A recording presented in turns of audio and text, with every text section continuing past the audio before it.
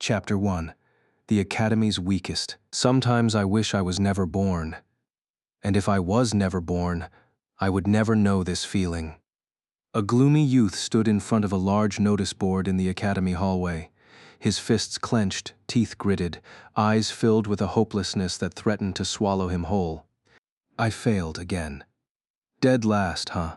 The dark-haired young man with deep blue eyes stared despondently at the results of the first-year quarter-semester evaluation. His name sat at the very bottom. Damon Gray. What did I expect? I worked so hard, and it didn't even matter. I still failed. His eyes glistened with the threat of tears, but he pushed it all down. He swallowed hard, his fists trembling as he stood frozen in the hallway, oblivious to the bustling students around him.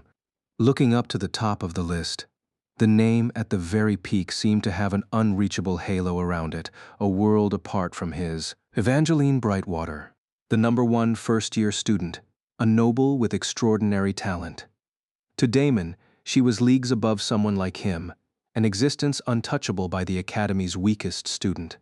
The hallway buzzed with the chatter of students, their voices distant but clear enough to drag him back to reality. Looks like Evangeline Brightwater took first place again. Isn't that a given? She has a light attribute. True, and I heard she might be the first to awaken her class among the freshmen. Xander Ravencroft came in third again. Yeah, and #2 is Sylvia Moonvale. The ranking hasn't changed since the entrance exam. Their words felt like a heavy weight sinking deeper into Damon's chest. He wanted to give up. He really did. But dropping out wasn't an option. I can't fail. I'll do anything. Luna's life depends on my scholarship. I can't quit. I can't get expelled. Giving up was a luxury Damon couldn't afford. His sister's life depended on the Academy's scholarship funds. If he failed, the 1 million zeni that came with it, the money he used to buy the potions keeping her alive, would vanish. He couldn't let that happen. Not to Luna. A lump formed in his throat, and he swallowed hard, fighting back the tears as he turned away, lost in thought. Every step felt like a struggle. His mind raced with thoughts of his sister's future. He was all she had. They were all each other had in this world. If I give up, she'll die. I don't want. He shuffled forward, head lowered, shoulders slumped in defeat, when he suddenly bumped into someone. Without even looking up, he muttered an apology. Sorry. Before he could walk away, a hand yanked him back, shoving him to the ground. You low-life bastard. Can't you watch where you're going? You just bumped into Xander, and all you can say is sorry? Damon recognized the voice immediately. Marcus Fayjoy, a blue-haired noble who was always trailing after Xander Ravencroft, the third-ranked first-year student. Xander was everything Damon wasn't. Wealthy, powerful, and gifted. Marcus, his ever-loyal lackey, was foul-mouthed and quick to throw his weight around. Are you deaf, you bastard? Do I have to teach you manners, you weakling? Marcus sneered. Damon remained silent. This wasn't the first time he found himself in this situation. Being beaten by Marcus and his gang was practically routine. Xander, aloof as ever, rarely got his hands dirty, leaving the job of tormenting weaker students to Marcus and his cronies. I'm sorry, Damon muttered, barely hiding the resentment in his voice. He got up and tried to walk away. Today wasn't a day he could afford to deal with Marcus. He had already endured enough, but he couldn't quit now. Gray, you bastard. Are you ignoring me? You dare to walk away without my permission? Marcus grabbed his shoulder, stopping him in his tracks. Damon sighed inwardly. It was going to be one of those days again. The routine was always the same. Marcus would provoke him, Damon would resist, and a beating would follow. It never ended any other way. Turning around, Damon slapped Marcus's hand off his shoulder. Screw off. I don't have time for you today. Marcus's face twisted in fury, his cold smile barely masking the rage simmering underneath. You really don't know when to give up, do you, Gray? Looks like someone's going to the school healer again. Damon took a defensive stance, bracing himself for the inevitable beatdown. It was always the same script. Resistance followed by punishment. Marcus lived for tormenting the weak, and no one was weaker than Damon. But for some reason, Damon never backed down, and that infuriated Marcus more than anything. "You really don't know your place, do you, Gray? Fine, let me remind you." Marcus lunged forward, but before his fist could connect, Xander's voice cut through the tension. "That's enough." Xander's tone was cold, detached. "I came here to check my score, not watch you crush an insect." Damon gritted his teeth. The casual dismissal, the way Xander looked at him as if he were nothing more than a bug, it gnawed at Damon's insides. "I want to be stronger." Marcus, ever obedient, nodded and backed off. He wouldn't dare disobey Xander. Damon walked away, his fists clenched tight, frustration and anger swirling in his chest. He hated them more than anything, but more than that, he hated his own weakness. He hated being treated like an insect, and that was why he would never bow his head to them. Never. "I am not an insect. I am not an insect." "Xander Ravencroft, I swear I'll make you pay for looking down on me," Damon muttered under his breath, each word laced with defiance. His hands clenched into fists, trembling with the rage of an ant daring to challenge a towering giant. But deep inside, he knew the bitter truth: an ant could never topple a giant. As long as that gap in strength remained, as long as fate had decided who would stand above and who below, his defiance meant nothing. He would always remain what they saw him as, an insect. The reality of it gnawed at him, no matter how much he cursed the heavens or swore vengeance. His rage alone would never bridge the insurmountable divide between him and those who looked down on him. With that weight hanging over him, Damon exited the academy building, his resentment festering in his heart like a slow poison. The lively chatter of students faded behind him as he stepped away from the bustling halls, leaving the populated areas in search of solitude. His pace quickened, his head lowered, as he walked toward the distant forest on the outskirts of the academy grounds. He couldn't let anyone see the tears welling up in his eyes, tears of frustration, helplessness, fury, and resentment. Chapter 2: Philosophy of the Weakest. We are not asked to be born. We are forced to exist. Today was a horrible day.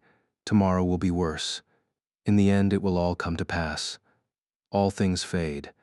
These words had taken root in Damon Gray's heart, a silent mantra he had discovered etched into a broken stone slab, half buried in the roots of an ancient tree. He had stumbled upon them during the darkest hours of his life. Words that had appeared when he thought surrendering to despair would be easier than pressing forward.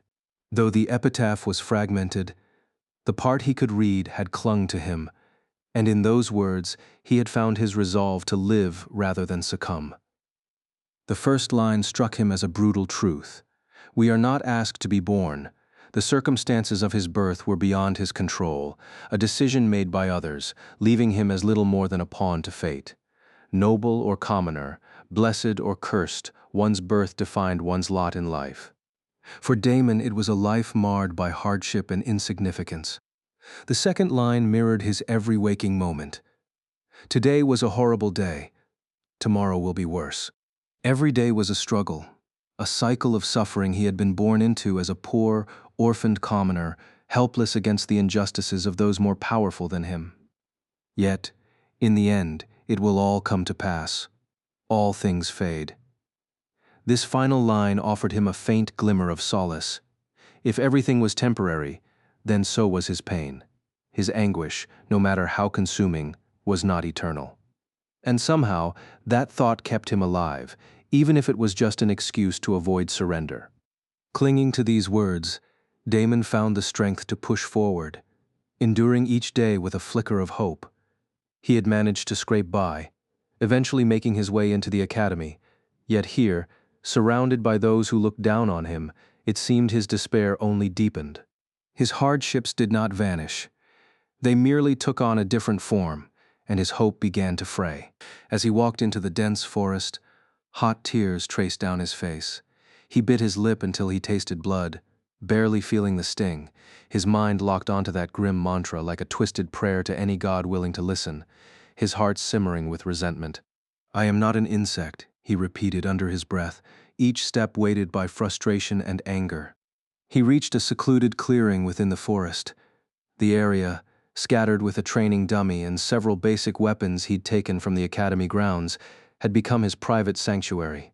Here, he trained alone, away from the prying eyes of his peers, who saw him as little more than a spectacle, someone to mock for his lack of strength. Damon approached the weapons rack and picked up a wooden training sword, his vision blurred by tears. Moving towards the training dummy, he swung at it, each strike harder than the last, as if he could shatter his frustration through sheer force. His hands grew raw, his skin breaking open, but he continued until his sweat mixed with blood, until his arms ached, and until he could no longer lift the weapon. Falling to his knees, he let the sun dip below the horizon, lost in thoughts of helplessness. Just as he lingered there, the crunching sound of footsteps on dry leaves snapped him from his daze. Several shadows fell over him, cast by figures standing in a tight circle around him. Before he could react, a boot swung forward, slamming into his stomach and sending him sprawling backward, gasping for breath. He clutched his abdomen, struggling to recover as he looked up to see Marcus Fayjoy, flanked by his usual followers, Lark Bonaire, Isaac Rigardi, and a few others. They were lackeys of Xander Ravencroft, but today it seemed Marcus was leading the charge. "I hate nobles," Damon thought bitterly, forcing himself back onto his feet. "Well, look who's here, the Academy's black sheep," Marcus sneered, his face twisted with disdain. "Did you think you'd get away with bumping into Xander without apologizing?" Damon's heart sank. He knew they were looking for any excuse to pick on him. Still, he held his ground, defiance sparking in his eyes despite the tremor in his voice. "I already said sorry. What more do you want from me?"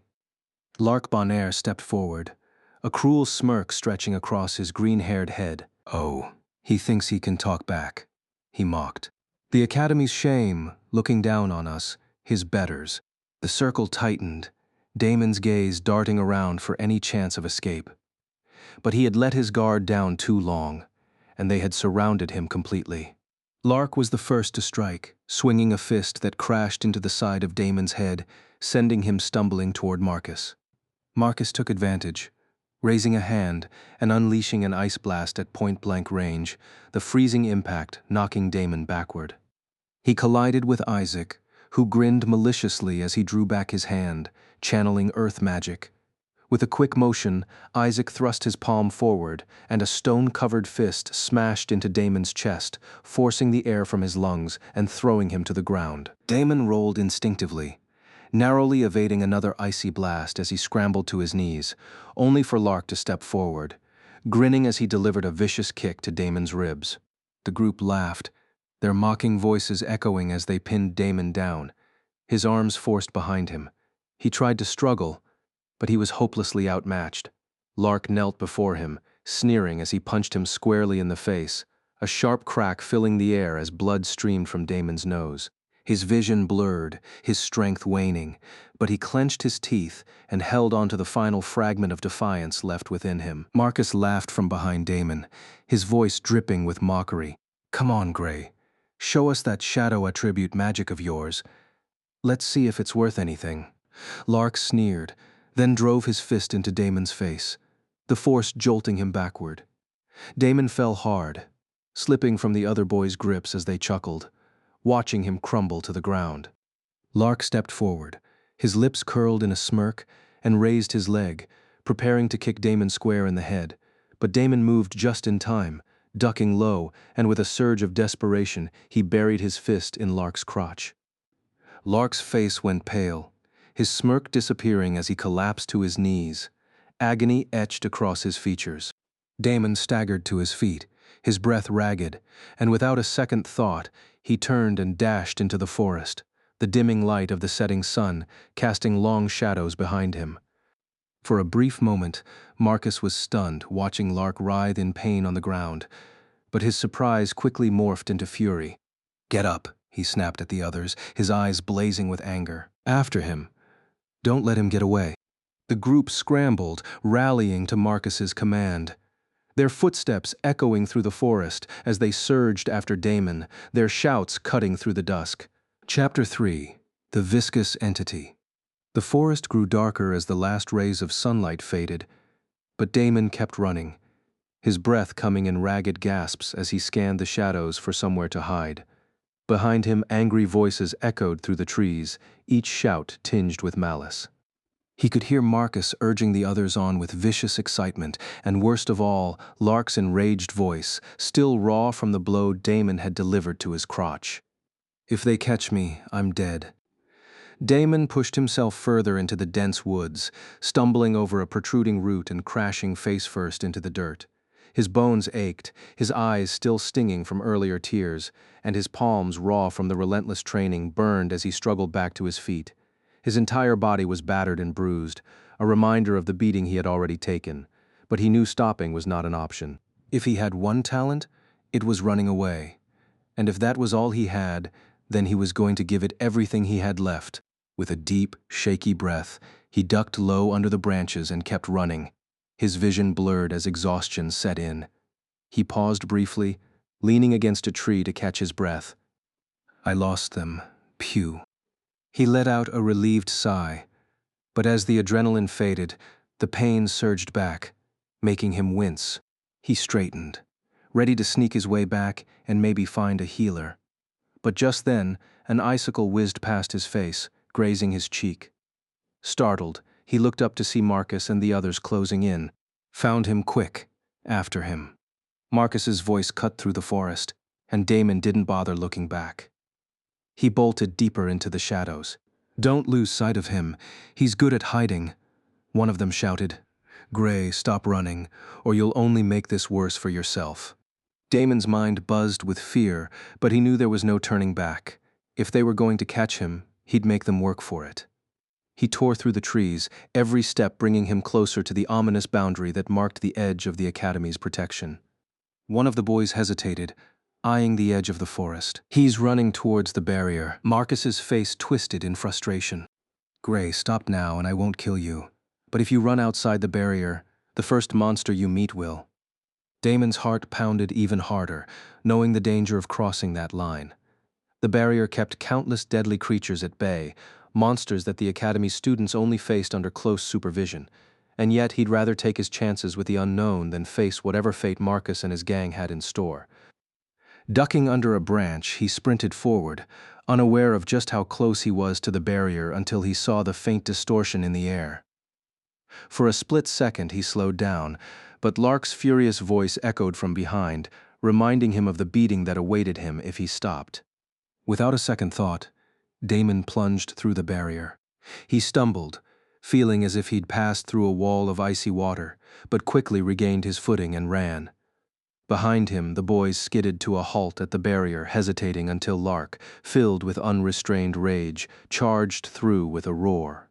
"Damon, you're dead." "Idiot," Marcus cursed, but his pride refused to let Damon escape. With a growl he followed, prompting the others to fall in line. Damon's pulse raced as he heard them still pursuing him, his lungs burning as he struggled to keep going. He could only vaguely recall stories about this part of the forest, where only the professors dared tread, but fear pushed him forward, his legs moving out of sheer instinct. But his strength was fading, and soon he stumbled to a halt, barely avoiding a steep drop. Before him was a deep ravine, about 14 meters down, a river churning in the darkness below. He turned, desperate, but his pursuers were already upon him. "Bastard, I'm going to kill you." Lark's voice rang out before his fist slammed into Damon's face, knocking him to the ground and dangerously close to the edge of the ditch. Damon barely had time to brace as Lark followed with a series of kicks, each one brutal and unrestrained. A blast of wind magic cut through the air, sending sharp pain through his skin as he felt blood trickle down his face. He coughed, tasting blood, his head spinning as Lark's relentless assault left him breathless. "That's enough, Lark." Marcus finally called out, his voice cold and impatient. Lark, panting with fury, stepped back. Marcus approached Damon, who was lying on the ground, barely conscious, his vision swimming. Marcus grabbed a fistful of Damon's hair, lifting his head just enough to meet his gaze. "Beg Gray," Marcus sneered, his lips twisting into a cruel smile. "Beg, and it will all be over." Damon's vision was blurred with blood, but he managed a defiant smile, blood staining his teeth. "Go fuck yourself." Marcus's face darkened with rage. "Beat him until he begs," he snarled. And so, they closed in again, fists ready. The other boys joined in, laughing cruelly as they tossed Damon around like a rag doll, ignoring his pained groans.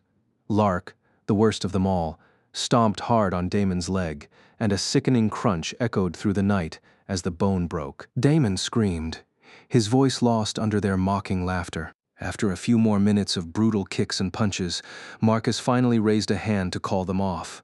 But Lark didn't stop, his eyes blazing with fury as he pressed his foot down harder. Marcus stepped between them, shoving Lark back. "Enough, Lark," he snapped. Marcus crouched down, gripping Damon by the hair and forcing his bloodied face up to look at him. "You know, Gray, I really don't like you." Marcus sneered, his voice low. "But what I hate most is your attitude. Someone as weak as you should know to bow their head. But not you. You walk through the halls like you own the place. You talk to your betters and look them right in the eye. No respect at all." With a sudden, violent motion, Marcus slammed Damon's head into the ground. Damon groaned in agony, blood streaking down his face as Marcus stood and looked him over, his mouth twisting in disgust. Damon struggled to sit up, swaying as he looked around at Marcus, Lark, Isaac, and the others, his vision blurring from the pain. With a defiant glare, he spat out a bloody tooth and rasped, "You bastards go to hell." Marcus's expression darkened, ready to strike again, but Lark beat him to it. With a flick of his hand, he blasted Damon with a gust of wind magic, sending him hurtling backward into a dark, shadowed ravine below. Marcus's eyes widened in horror. What have you done? You just killed him." He rushed to the edge, peering down into the darkness for any sign of Damon. But the ditch was too deep, the shadows swallowing everything. Panic set in as he clenched his jaw, gripping his head. "Damn it, we need to leave now. If anyone asks, we were never here." Lark was still trembling with rage, but the other boys scrambled back, fear gripping them. Marcus glanced over his shoulder, his voice urgent. "Let's go now." Leaving Damon to his fate, they disappeared into the night. The ditch wasn't that deep, but Damon's body rolled painfully down a rocky slope. He hit the bottom with a sickening splat and a series of painful crunches as his ribs bore the impact. He groaned, his vision spinning as he struggled to stay conscious. Looking up, he could barely make out the moon through the branches above, casting a dim, haunting glow. He could hear their voices fading as the other boys fled, abandoning him. "Wait, no, don't leave me here. Wait, stop," he thought desperately. But he couldn't even choke out the words, his throat filled with blood, his voice too weak to scream. As silence settled over the ditch, an eerie sound stirred the air, something shifting in the darkness nearby. Damon's heart pounded faster, fear slicing through the fog of his pain. He was outside the barrier. Monsters sometimes lurked here. Though he hadn't gone far, he knew he was vulnerable.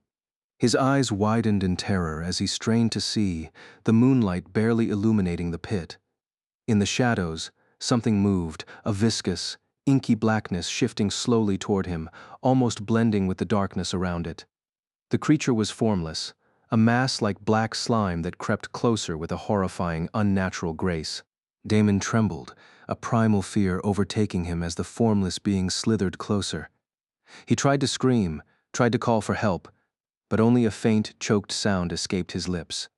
"No, please, no someone, please." The creature loomed over him, silent and menacing. His thoughts screamed for mercy, yet no sound escaped as it inched closer, his entire body locked in terror. The moon cast a ghostly light, and his heart thundered as the creature halted directly above him. Without warning, it sank down into his shadow, merging with the darkness beneath him. A surge of agony tore through his body as the entity seeped deeper into his form, but he was too weak to cry out. He could feel it burrowing into his very essence, a writhing blackness settling into his soul. Tears spilled from his eyes as he lay helpless. Is this really how I'm going to die in a ditch? The pain was overwhelming, his mind fading as he clung to his last thoughts. "I'm sorry, Luna." He finally managed a faint, pain-laced whisper. The creature seeped deeper, its presence merging with his own until his consciousness began to blur, sinking into darkness. As the last trace of the creature entered his shadow, an overwhelming exhaustion overtook him. Yet, in that final moment, an oath sparked to life in his mind, fueled by a burning hatred and resentment. If I had a second chance, I swear I'll make them pay. As his last spark of awareness flickered out, he heard a strange metallic chime. Ding! Istimp initialization has begun. Chapter 4. The Living Shadow System. The morning sun pierced through Damon's barely open eyes, casting harsh rays that made him squint. For a moment he lay there in a daze, touching his face in disbelief. I'm alive. I didn't die, he whispered, his voice thick with astonishment, his words almost breaking as if they would release the tears he held back. He scanned the area. The strange, dark, viscous creature that had attacked him in the ditch the night before was nowhere to be seen.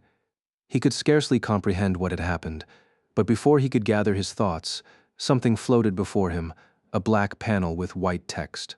It read, Istimp initialization complete. Do you wish to proceed? Yao in. Damon's brows knit together in confusion as he muttered, Proceed? As soon as he spoke, the words flickered, and a voice echoed in his mind. Welcome to the Living Shadow System, individual Damon Gray. Your shadow is alive. Feed your shadow. Devour souls, level up, gain skills, complete quests, and grow stronger. Do you wish to view your current stats? I of N, the voice rattled on, as if it expected him to be familiar with these terms. Hesitantly, Damon whispered, Yes. The screen shifted, revealing his stats in intricate detail. HP 50-50. Mana 30-30-30. Strength 9. Agility 12. Speed 25. Endurance 10. Class Shadow 100. Shadow hunger levels 0%. Shadow level 1. Condition Shadow is full. Attributes Umbra. Skills No skills acquired. Locked. Damon stared at the screen, bewildered, his mind racing as he tried to make sense of it all. The voice had said his shadow was alive. Could that possibly be true? He quickly looked down, and there, cast upon the ground, was his shadow. A sigh of relief escaped him. Phew, thank the goddess. I thought my shadow was stolen. In this world, certain monsters had the power to rob people of their shadows, or even kill by striking through them. He'd heard tales of such horrors lurking on the demon continent, Centros, though rare in Saltheon where he lived. But as he let his gaze linger, his shadow moved. Not him, just the shadow. Damon felt a jolt of terror as he stumbled backward. His shadow merely stayed in place, a slight shift in its posture as if it were rolling its eyes at him. Well, what is happening, my shadow? His mouth went dry as he whispered in shock. He remained cautious, never taking his eyes off it. Then, swallowing hard, he slowly approached. But the shadow, as if annoyed, rushed back and attached itself to him like any ordinary shadow. Damon flinched, but his shadow acted normally, mirroring his every movement. Breathing hard, he forced himself to calm down. With a wary glance around, he picked up a stick, prodding at the shadow. It was nothing more than his own shape on the ground. A sudden realization dawned. His shadow was gesturing, as if pointing to something. Damon looked in the direction it pointed and noticed the stats panel hovering before him. You want me to look at this? He murmured. The shadow nodded in affirmation. Damon's nerves calmed, just slightly, but he kept his guard up. Glancing at the panel, his eyes locked on the HP 50-50 section. At his confusion, the panel expanded. HP 50-50. Health points. Your total health points, HP, represent your physical vitality. When HP drops to 0, you will perish. Physical injuries, magical attacks, or overuse of certain shadow abilities and skills can deplete your HP. Use healing items or abilities to restore HP when it falls below safe levels. Current status. Your HP is at its maximum, indicating you are in good physical health. The explanation jolted Damon as he suddenly realized something obvious, something he should have noticed the moment he woke up. My injuries, they're gone. He patted himself down, shrugging off his academy jacket, his hands tracing over his body in search of any wounds. He probed his mouth with his fingers, checking for the tooth he'd lost in the fight. It was there. In disbelief, he lifted his shirt, scanning his torso, but there wasn't a single scar, not even a mark from his past fights. I don't have a single injury. Damon lifted his white shirt again, glancing down and inspecting his body. Not a single scar remained from the past, a fact that unsettled him. His fingers trailed along his skin, feeling smoothness where there once were wounds and reminders of hardship. Today felt strange, though he couldn't quite tell if it was for better or worse. Shaking his head, Damon tried to shrug off the thought. Focus. There were more important things to examine. Mana, 3036, magical energy. Mana is your energy pool, used to cast magical abilities, including those drawn from the system. Shadow-related abilities and some skills will deplete this pool. Keep a close eye on it during battle, as running out of mana may leave you vulnerable. Current status. Full mana allows for optimal casting of abilities. Spend wisely. Note, you have an unusually low mana pool. Leveling up is highly recommended. Damon felt a stab of bitterness. He'd always known his mana level was abysmal. The Academy's tests had confirmed that. A pitiful 30, the lowest in the Academy's history, which had made him an easy target for bullying. The next lowest mana pool was 656. Between him and that student lay an insurmountable gap. But the voice said I could level up. No, it called itself the system. He paused, a hint of hope stirring. But how do I level up? The system didn't respond this time. With a sigh, he moved to check his other stats: strength, physical power. Predictably, his strength was rated low. Agility, a mix of dexterity and reflexes. The system rated him as average here, though it didn't sound nearly as dismal as his mana. Speed, his movement speed, slightly above average, but nothing remarkable. Endurance, a measure of stamina and durability. Damon knew he could take a beating after everything he'd endured. Still, the system classified him as below average. Finally, he reached the section on class. Class, no class assigned. At present, you have no formal class assigned. Once you unlock a specialized combat or magic class, you will gain access to class-specific skills and perks. The system may allow for an unconventional class in the future. Current status, undefined. As you explore the depths of your shadow abilities and level up, a class may be discovered or created. Damon's breath hitched. I can gain a class. The words gave him a glimmer of hope. People in this world could awaken up to 7 classes over their lifetime, but he'd never thought he'd awaken even one. Shadow 100. Shadow Energy. Shadow Energy is the primary resource for utilizing the abilities of the living shadow. It regenerates through certain actions such as consuming life force and souls. Shadow energy is spent when manipulating shadows or using certain skills, and it's critical to maintain this resource or risk weakening your shadow and death. Current status. Your shadow energy is full. This is ideal for activating and sustaining shadow abilities during combat or exploration. Warning: shadow energy must be kept at a stable level. Damon read over the description, not fully grasping it. Still, the idea of wielding shadow abilities intrigued him. He pushed on, reaching the next most unsettling stat. Shadow hunger level, 0%, shadow's appetite. The hunger level represents the shadow's need to consume flesh and souls. As you use your abilities, the shadow's hunger will increase, urging you to feed it. Neglecting this hunger can lead to dangerous consequences, such as losing control over your actions or the shadow taking over. Be mindful not to let the hunger grow too high.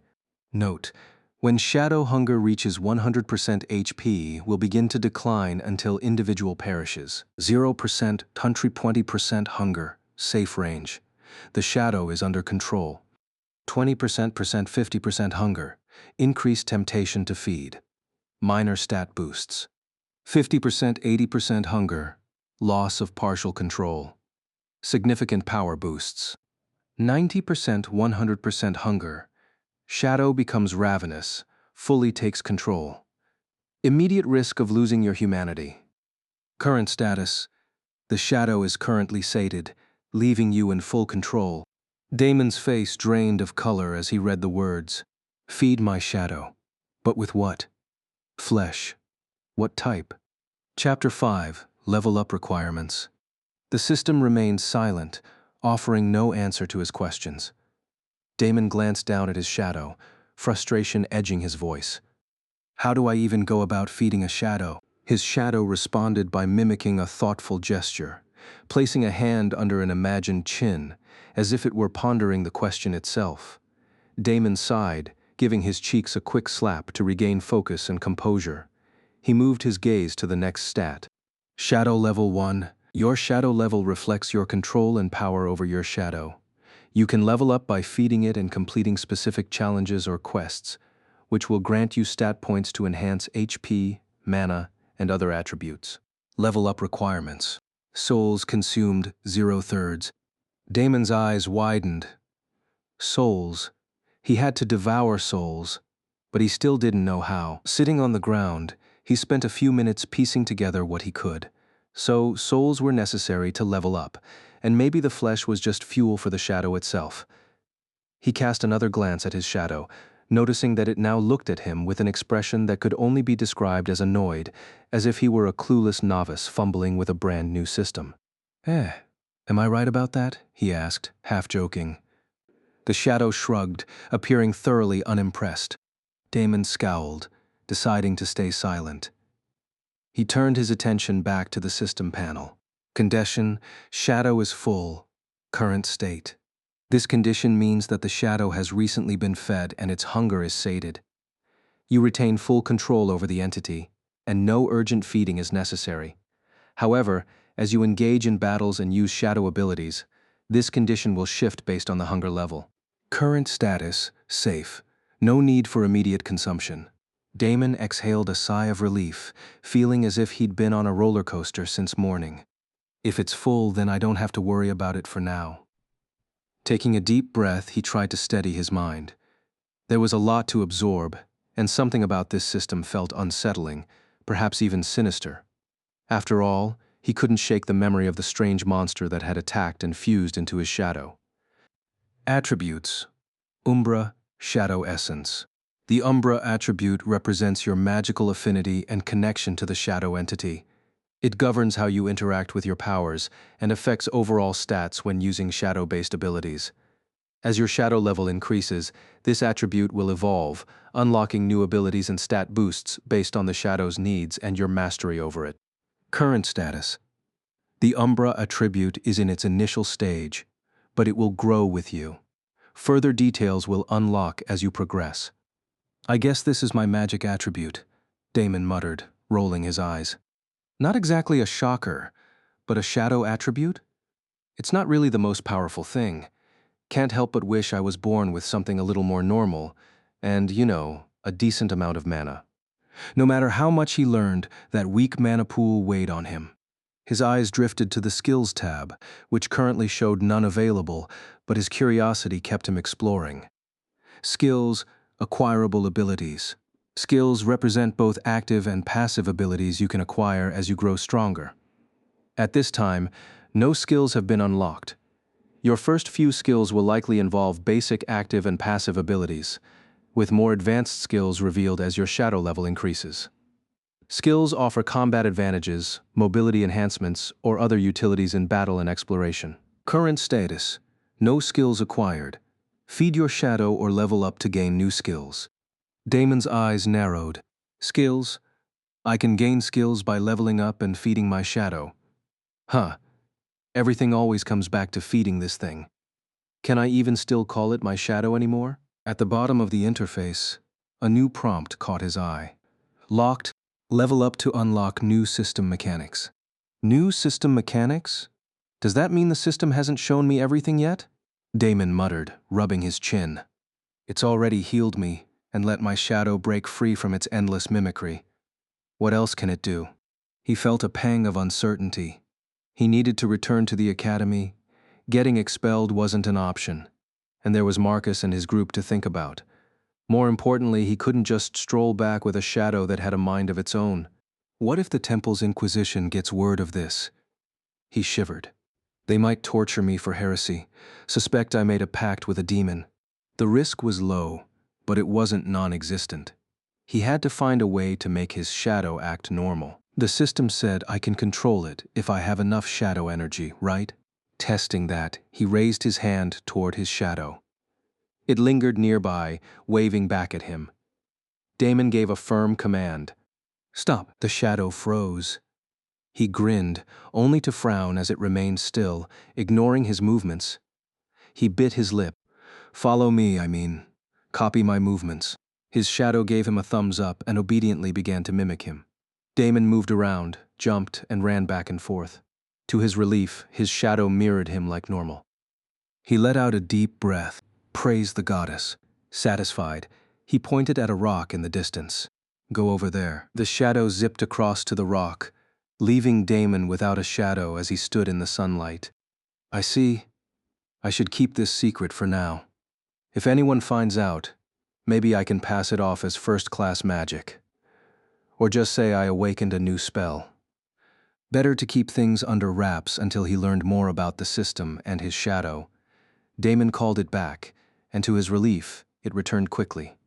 He still needed to test his abilities, but for now, he had more pressing matters, like washing the grime from his face. Noticing his torn academy uniform, he was surprised to see the fabric mending itself. That's material from the magic continent for you, he thought. The academy's uniform, made in Arona, possessed unique properties like self-repair, quick cleaning, and drying. Damon had never been to Arona, the famed continent of magic and technology. He'd lived his entire life on the war continent, Soltheon, and likely wouldn't leave it. He walked to the nearby river. Cautious now that he was beyond the academy's protective barrier, he stopped at the water's edge, peering into the blue depths. Seeing nothing unusual, he scooped up some water and splashed it over his face. He glanced at his reflection and froze. My eyes. Chapter 6. War Halls.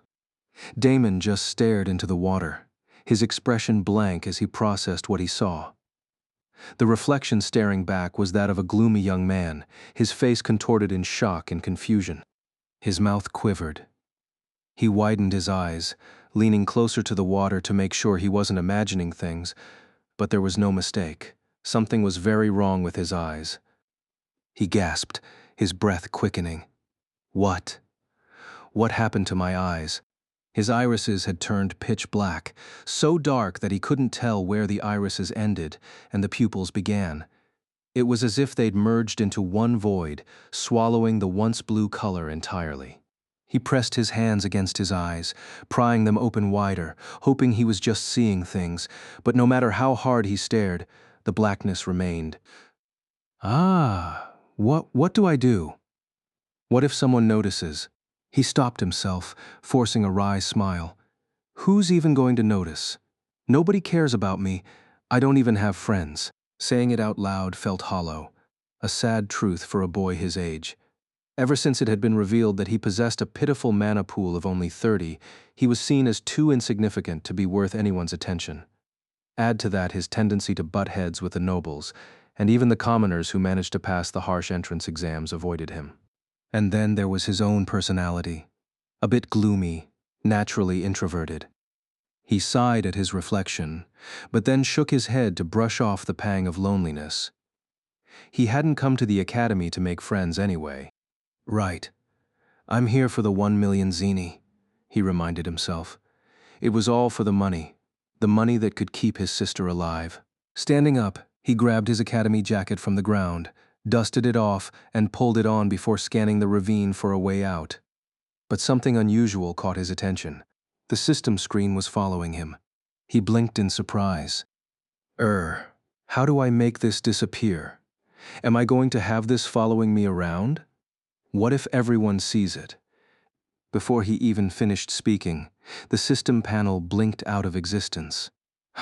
It disappeared. His shadow, watching the whole thing, slapped its own head in exasperation. Damon's mouth twitched as he saw even his shadow looking disappointed in him. You wouldn't happen to know how to make it reappear, right? The shadow seemed to give him a look of disgust. Though it had no face, its posture was enough to convey disappointment. Chich, can't rely on you, can I? Unless… Damon felt himself relax a little, no longer as wary of his own shadow, though he still kept his guard up. He decided to try something. M system open. The panel flickered into existence again, though his shadow seemed annoyed by the exact phrasing he used. Ignoring it, Damon whispered, "Disappear." The screen vanished, and he tried again. System. It opened. Close. It closed. For the next few minutes, he tried different words to open and close the system panel, finally realizing it wasn't the words that triggered it, but his thoughts. He didn't need to say anything. He just had to think about wanting it open or closed. Satisfied, he exhaled. At least one thing's in my control.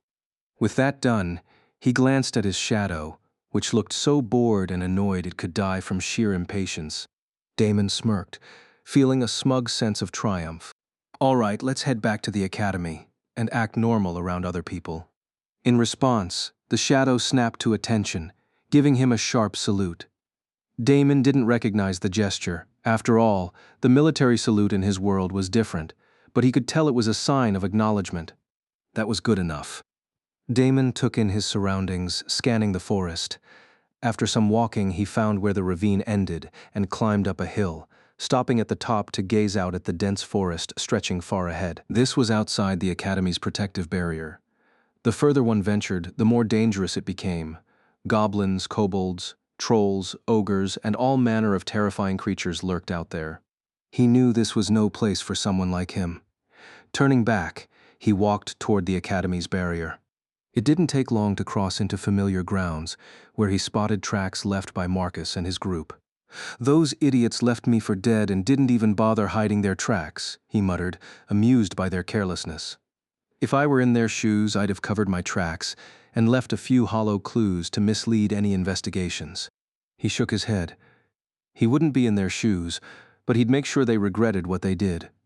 After all, the goddess of doom was also the goddess of judgment, and by her hand he would see them punished.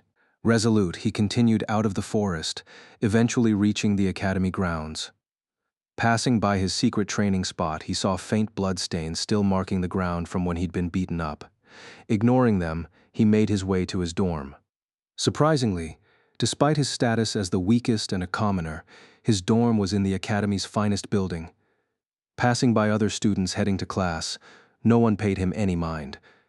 The dorm building he lived in was known as the Halls of War, or simply the War Halls, named after the war continent Saltheon. It was a tribute to the goddess of doom and war. The building resembled a grand castle. Damon had never known such luxury until he moved in here. Not surprisingly, he was the only commoner in the dorm, a fact owed to his unique scholarship, a golden ticket recommendation that allowed him to bypass the entrance exams, gain a place in the best dorm, and receive a 1,000,000 zeni scholarship fund. Entering the lavish hall designed for the wealthiest noble lineages, he took the side stairs up to his floor. Reaching his dorm, he stepped inside. The spacious room was more like a suite. After a quick bath to wash off the grime, he changed into a fresh uniform. A flicker of anxiety washed over him. What if someone noticed something strange about him? What if they saw his eyes? But no one did, and his shadow stayed obedient, avoiding any unwanted attention. He walked into the main building, hoping to make it to class on time. But as he hurried down the hall, a voice called out to him. "Damon Gray, see me in my office at once." Chapter 7. The Ultimatum. Damon froze at the sound of that voice, cold, strict, and unmistakably imperious. His legs felt a little weak as he turned to face the source. "Arig, seems my luck runs out here." He slowly turned around, meeting the gaze of a man in his 30s. The man had long, dark hair and a stern, no-nonsense expression, his pale gray eyes carrying an air of unyielding authority. Dressed in black, he looked every bit as dark and foreboding as his reputation. This was Professor Cale Blackthorne, the strictest professor in the academy. Damon had a gnawing feeling the man held a particular dislike for him. Professor Blackthorne specialized in dark magic, which theoretically should have made him a good mentor for Damon, whose shadow attribute aligned with it. But the moment Kale learned Damon's mana pool barely reached a paltry 30, he dismissed him entirely. Kale's cold gray eyes narrowed, piercing Damon like a dagger. This can't be good. An ominous feeling settled in Damon's gut, as if whatever awaited him in Blackthorne's office was bound to be unpleasant. "Follow me, Damon Gray," Professor Kale said, already turning to lead the way. Damon frowned, trying to find an escape route. "I have a class right now. Maybe I can come later?" he ventured. Kale didn't even pause. "I've already spoken to your professor for elemental manipulation. You've been excused." Biting his lip, Damon knew he was out of excuses. Whatever fate awaited him, he had no choice but to follow. "Ah, goddess be with me," he muttered under his breath, reluctantly trailing behind. As they walked, Damon's eyes flitted across the halls. Students greeted Professor Kale with respect, and those who knew his reputation glanced at Damon with pity. Others, recognizing Damon as the Academy's outcast, shot him disdainful looks, some even smirking as if reveling in his misfortune. He ignored them, knowing they'd never amount to more than spectators in his life. If mocking him gave them a sense of purpose, he thought, then so be it. This was the nature of most mortals, he mused. They needed to see someone worse off to feel better about their own lives. And, for now, he was their favorite target. They soon arrived at Professor Kale's office, a grand space lined with shelves packed with books, rare ingredients, and the parts of exotic monsters, likely collected for research. The furniture was elegant and tasteful, befitting a noble of the Blackthorne family. Damon didn't have time to appreciate the view. His heart was pounding so hard it might leap out of his chest. He kept his expression calm, though his mind raced, considering every possible excuse and defense he might need. If it came to it, he was even willing to beg. "Take a seat," Kale commanded, gesturing to a chair in front of the desk as he settled into his own. Damon nodded and sat down, forcing himself to stay alert despite the comfortable chair. He couldn't afford to let his guard down. Not here. The moment he was seated, Professor Kale tossed a stack of papers onto the desk. The sheets scattered across the table in front of him, each one stamped with his name. Kale leaned back, his cold eyes fixed on Damon. "Do you see this, Damon Gray? This is your score, your cumulative scores since you enrolled in the academy." Damon bit his lip. He didn't need to look. He already knew the scores were abysmal. Kale continued, voice dripping with disdain. "Since you enrolled, you've shown no improvement whatsoever. Every test proves your incompetence." Picking up one of the papers, Kale read from it. "Mana assessment. Student Damon Gray possesses a mana pool of 30. Not just low, record-breaking. You've set a new low in the Academy's history. And that's not all. Your physical assessment scores were equally dismal." Kale clenched his jaw, barely concealing his irritation. Let's set aside physical capability for a moment. Not everyone has the strength to contribute to the goddess races through martial might or powerful magic. But let's review your theoretical scores. He picked up another paper and scanned it, his expression darkening further. "You don't even know the basic terms. You're nothing but an ignorant commoner, without a shred of foundational knowledge." Kale's face reddened slightly as a vein pulsed at his temple. Taking a slow breath, he went on. "Someone like you should never have been allowed to cross the gates of our glorious Aether Academy. Yet here you are." Kale shook his head, disgust evident in his tone. "The only reason you're here is because of a golden ticket, one you're entirely undeserving of." Damon kept his head lowered, silent as Kale tore into him. He didn't argue. Every word stung with truth. "When you showed up with a golden ticket, the Academy had its doubts. We wondered how someone so lowly could come by such a thing. After investigating, we discovered the source, and it was surprising to say the least." At this, Damon looked up, his curiosity piqued. He'd always wondered about the ticket himself. All he knew was that it had somehow come into his family's possession and was included in the inheritance left for him and his younger sister, Luna. A golden ticket was as prestigious as it sounded. A literal golden ticket granting the holder admission to Ether Academy, the world's most esteemed institution. Along with it came a scholarship fund of 1 million zeni each semester. The ticket, issued only once a year to the best graduating student, served as a recommendation of sorts. If the recipient chose to pass it on, the beneficiary would inherit its privileges, gaining automatic entrance to the academy without any examination. He raised his head, feeling a flicker of hope. Who would bestow such an invaluable gift on him? What connection could they possibly have with his family? Kale continued to glare at him. It's mind-boggling that someone of such standing would waste the golden ticket on you. Someone like you will never amount to anything. Damon's fists clenched, his shadow beneath him flickering erratically in response to his rising frustration. But he kept silent, swallowing down his anger. You've shown no improvement, failed every evaluation, every test. Your performance in this first quarter is rock bottom. Kale spat, his voice laced with scorn. By the glory of the goddess, I can't fathom why someone as exalted as Saris Blade would give you her golden ticket only for you to come here and disgrace her name. At the mention of that name, Damon's breath caught in his throat. His anger evaporated, replaced by a wave of shock that settled heavily in his chest. His eyes widened, filled with disbelief. Saris Blade, he whispered, stunned. Chapter 8. The Legend.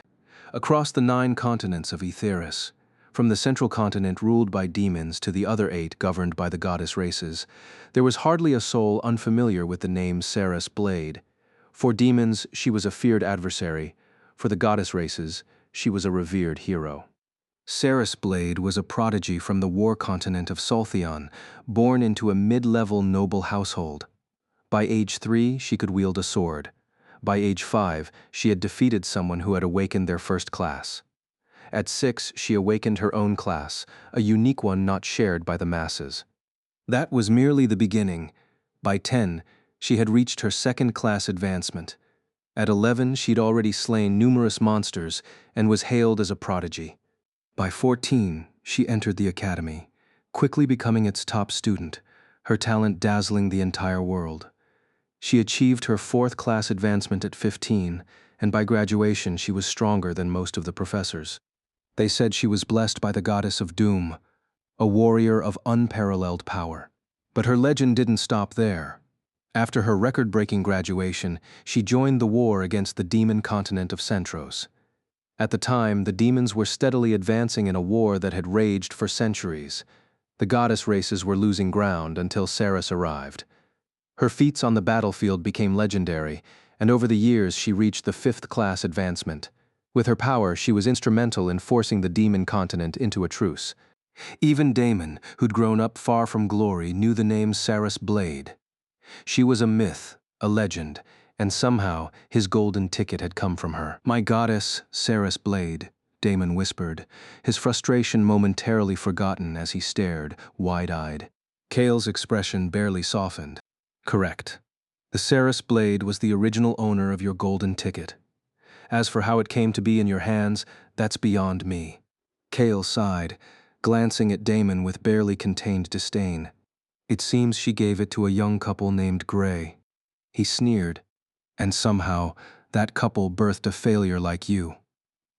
It pains me to think that the eminent name of Saris Blade is associated with someone of your caliber.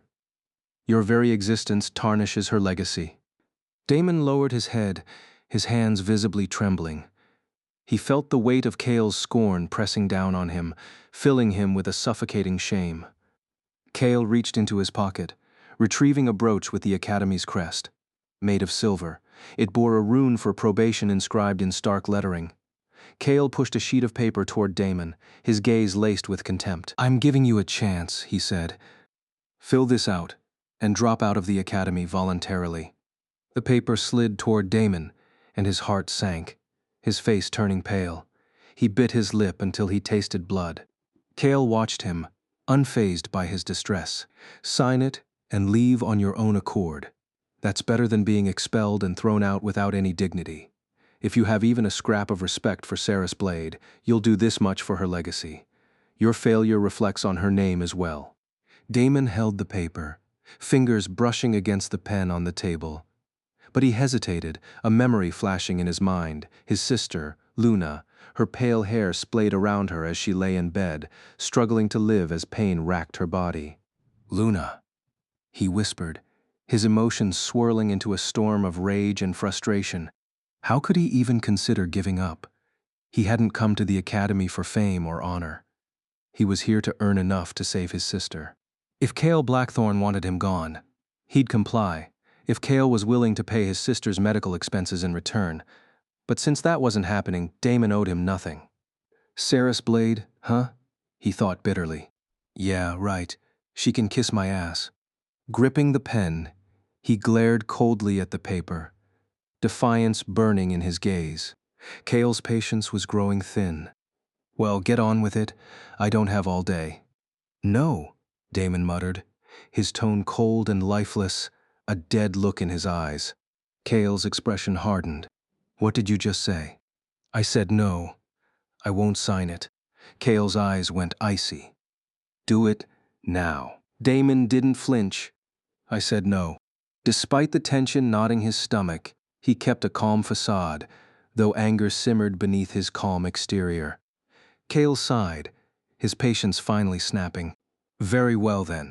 He tossed the brooch in his hand toward Damon, who instinctively caught it. The silver brooch had the Academy's crest with a rune for probation etched on it. Since you won't leave with dignity, the Academy will force you out. Cale's voice held a cruel satisfaction. Congratulations, Damon Gray. You are now officially a probationary student. When you inevitably fail the mid-semester evaluation, I'll be here to personally kick you out. Damon's hand shook, his fingers digging into the brooch as Cale continued. I've seen what you're worth. A failure and nothing more. You'll never amount to anything. Damon's shadow flickered erratically as his rage swelled, his voice cold and cutting. Some educator you turned out to be, Professor. Cale frowned, but Damon pressed on, his voice steady, fueled by a lifetime of frustration. You say I'm a failure. Yeah, you're right. I've failed countless times, and I've given up plenty too. But I'm still here, still standing. Call me a failure all you want, but saying I won't amount to anything? That's where you're wrong. You don't get to decide what I can or can't do. His eyes burned with defiance. You have no idea what I've been through just to make it this far. And if I go out, I'll go out kicking and screaming, knowing I gave it my all. Damon's voice rose, his anger spilling over. Yes, I'm a failure. But failure is the crucible I've been forged in. He stood, his glare locked onto Cale. I'm not getting expelled. I'll pass that mid-semester evaluation. And when I do, I'll look you dead in the eye and say, he leaned forward, his voice a low, fierce whisper, screw you. Cale's gaze remained cold and unyielding. With your pathetic amount of credits, even passing won't be enough. You'll need to place in the top 10 to stay, and we both know that isn't happening. Your words are nothing but a dog barking. With a dismissive flick of his wrist, Cale tossed an envelope toward Damon. Now, get out of my office. Damon caught the envelope, his dark eyes flashing with cold fury. He clenched the brooch in his hand and left without another word. Chapter 9, Same Everywhere. Damon stormed out of Professor Cale's office, his hands trembling with barely contained rage. He strode through the hallways, which were mostly empty since most students were in class. If any of them had known that he had talked back, and even made a rude remark to the Academy's most feared professor, they'd likely think him insane. But Damon didn't care. Not about Cale, and certainly not about the prestigious Saris Blade. None of that mattered. All he cared about was his sister's life, and that came down to one all-encompassing problem: money. There's nothing that money can't buy, he thought bitterly. If you can't buy something with money, it simply means you don't have enough, or you don't know where to find it. I need more zany, he muttered under his breath. The Academy's scholarship provided him with some relief, but even 1,000,000 zeni wouldn't be enough to cover what he needed. He couldn't leave or get expelled, but he had no idea what to do next. Ah, curses. He bit his lip, the weight of his burdens pressing down on him until he felt he might burst. He talked big in Cale's office, fueled by his anger, but deep down, he knew how hopeless he felt. Taking a deep breath, he chanted his usual mantra, a quiet whisper to himself. Today was a horrible day. Tomorrow will be worse. Repeating it a few times, he let out a long sigh and found a nearby fountain, sinking down onto the bench beside it. What? What do I do? How can I? His voice trailed off, heavy with exhaustion. Just then, his shadow flickered, moving strangely, as if waving at him. Damon blinked, watching as it gestured, attempting to communicate. After a moment, he understood it was pointing toward the system. Damon shook his head with a faint smile. Right. How could I forget about that? Summoning the system panel, he scanned his stats. Most were unchanged, except for two. Shadow energy had dropped, and even more concerning, shadow hunger had increased to a new level. Alarmed, he checked his condition panel, and relief washed over him when he saw the result. Condition: shadow is full. He sighed, remembering that high shadow hunger could be fatal. I really don't like the idea of perishing, he muttered, glancing down at his shadow, which had returned to behaving normally under the sunlight. Now what? What do I feed you? Flesh to feed you and souls to level up. He frowned. Souls might be hard to come by, but flesh? Well, that's doable within the academy. We'll start there, just after class. Damon's voice trailed off as he suddenly remembered. Class, his first class, element manipulation, was probably over by now since he'd been late to begin with. But if that was over, it meant, reaching into his pocket, Damon pulled out a small book bearing the Academy's seal on the back. He opened it, and the pages glowed like a digital screen. This was the Academy pager, a device with various functions, much like a modern smartphone. Scrolling through the schedule, he groaned. Oh, you've got to be kidding me, just my luck. He closed the pager and stood up, glancing at his shadow. Come on, we have practical multi-attribute combat class next. He sighed heavily. It was one of his least favorite classes. While the theory behind using magic attributes in combat was tolerable, he hated the practicals. This was the class where students showed off their power, and he was always the weakest. And, to top it off, he was late. Reluctantly, he walked down a flight of stairs, through a long hallway, and reached an elevator. He stepped inside the enchanted device, pressing the button, and felt the slight drop as it descended. Soon he arrived at the ground floor, where a massive vaulted door awaited him. Pushing it open, the sunlight spilled in, stretching his shadow across the polished floor. Damon walked past a maze of carefully cultivated flower beds until he reached the Academy's open training grounds. All around, students were launching elemental magic at training dummies or dodging attacks fired from hulking, metallic golems. Standing off to the side was the instructor, a beastkin man with brown hair, wolf ears, and a build that radiated both power and control. His sharp blue eyes observed the students with an air of calm authority, his arms crossed as he silently assessed their performances. Damon hesitated, his heart pounding as he took in the scene. He took a deep breath, looking down at his shadow, and nodded. It's now or never. He walked slowly toward the students, keeping his head low and his breathing steady, hoping the beastkin professor wouldn't notice him amid the chaos of other students taking their practicals. Damon's steps were careful, each one weighted with a mild sense of unease as he neared the weapons rack. Just as he was about to blend in with the rest, the professor's deep, booming voice cut through the noise. You are late. Damon froze. The entire training ground fell silent as the professor's voice echoed, commanding instant attention. All the other students halted and turned to look at him, each with a different expression. He didn't need to look up to feel their stares piercing through him. Instead, he frowned and raised his gaze slowly, his expression dark and unyielding. The shadowed look in his black eyes only made him appear more foreboding, casting an unapproachable aura that matched the gloom he radiated. Meeting the professor's gaze, Damon maintained an icy, defiant stare. The professor, unaffected, nodded slightly. What is your name?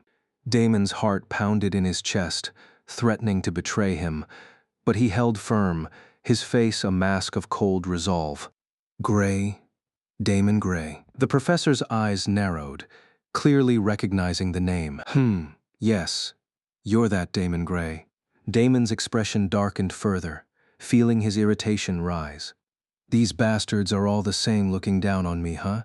He crossed his arms, determined not to let this professor belittle him, especially after what he'd just endured with Cale Blackthorn. So what if I am? He replied, his tone cold and defiant.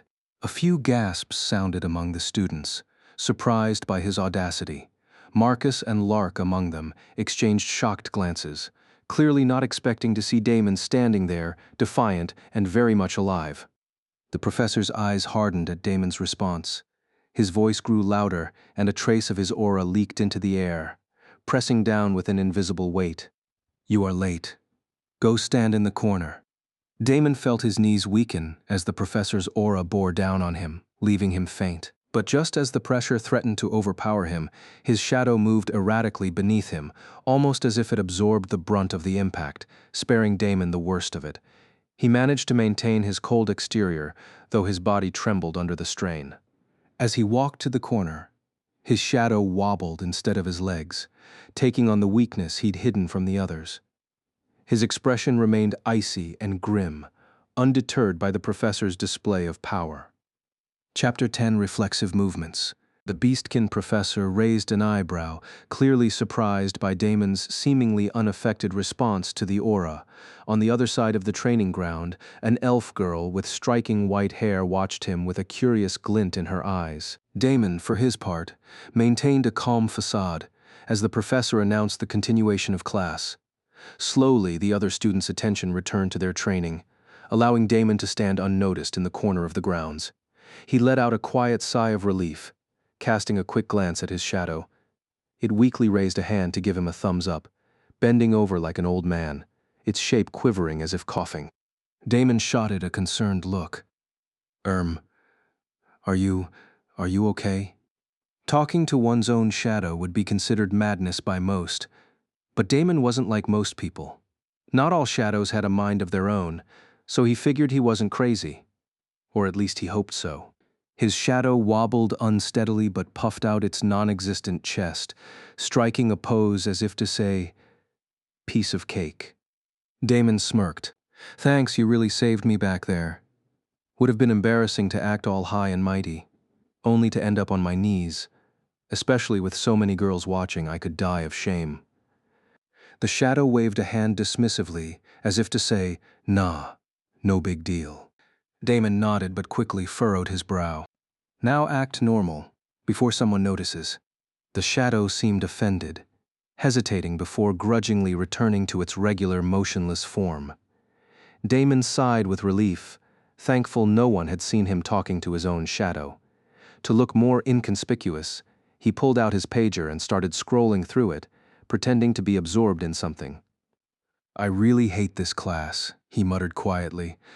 Though he knew his shadow was listening, his gaze drifted across the field and landed on a girl with radiant golden hair, a sword in hand, exuding a glow that seemed to light up the world around her. Her eyes were a luminous gold, marked with a symbol resembling the sun. That's the number 1 first year, Evangeline Brightwater. She has a light attribute, one of the more powerful ones. So yeah, nothing special, he said with a touch of sarcasm. She's number 1 after all.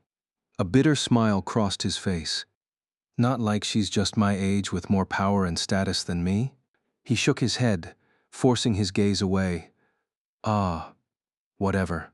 The shadow stirred slightly, but stayed in place as Damon continued. Apparently, she only cares about fighting someone stronger than her, but no one among us first years can match her.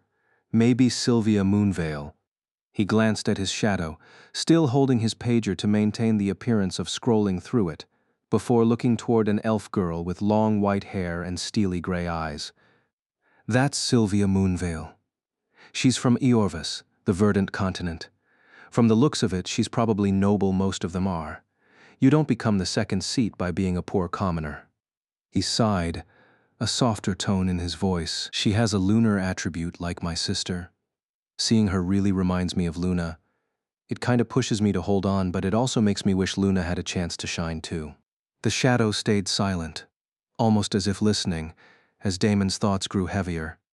His gaze shifted again, this time hardening as he looked across the training ground.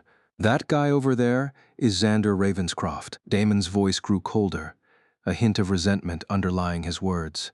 Xander Ravenscroft was tall, well-built, with a confident air. His brown hair and piercing blue eyes radiated charm and presence. Damon couldn't help but feel a pang of inadequacy. Xander was the sort who always seemed to attract attention, and he did so effortlessly. He has a gravity attribute and comes from Saltheon just like me. Oh, and Evangeline too, I guess.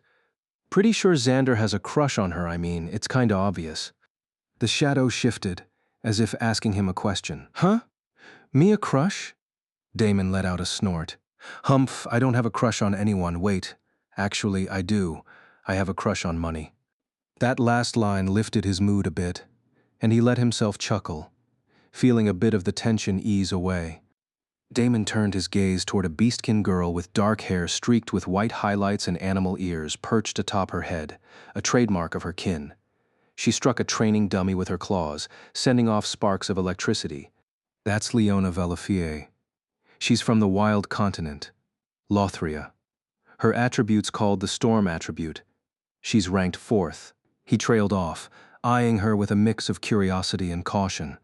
He continued introducing the top 10 students in his class to his shadow, almost as if giving a newcomer a rundown of the group.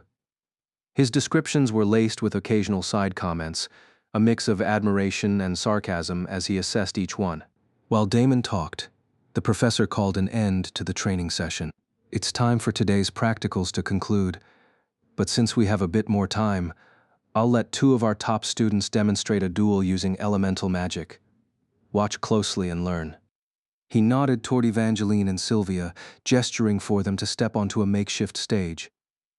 The 2 girls stood opposite each other, unarmed but brimming with intensity. Damon sighed, barely glancing up as they readied themselves for combat. Instead, he kept his attention fixed on his pager, scrolling through it aimlessly. Watching their duel wouldn't help him, not when he'd already seen them fight countless times before. To him, they were just reminders of what he lacked. He kept his head down, absently scrolling, as the sounds of battle began to fill the air. He caught glimpses of flashing light and felt the bursts of energy, the clash of light and lunar magic igniting the field.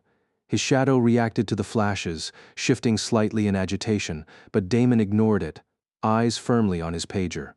The sounds grew louder, the gasps of students around him more intense than usual, signaling that today's duel was particularly fierce. But Damon stayed nonchalant, almost tuning out the spectacle. Hey, watch out! The professor's voice cut through the noise too late. Without even lifting his head, Damon's shadow moved instinctively in sync with his body.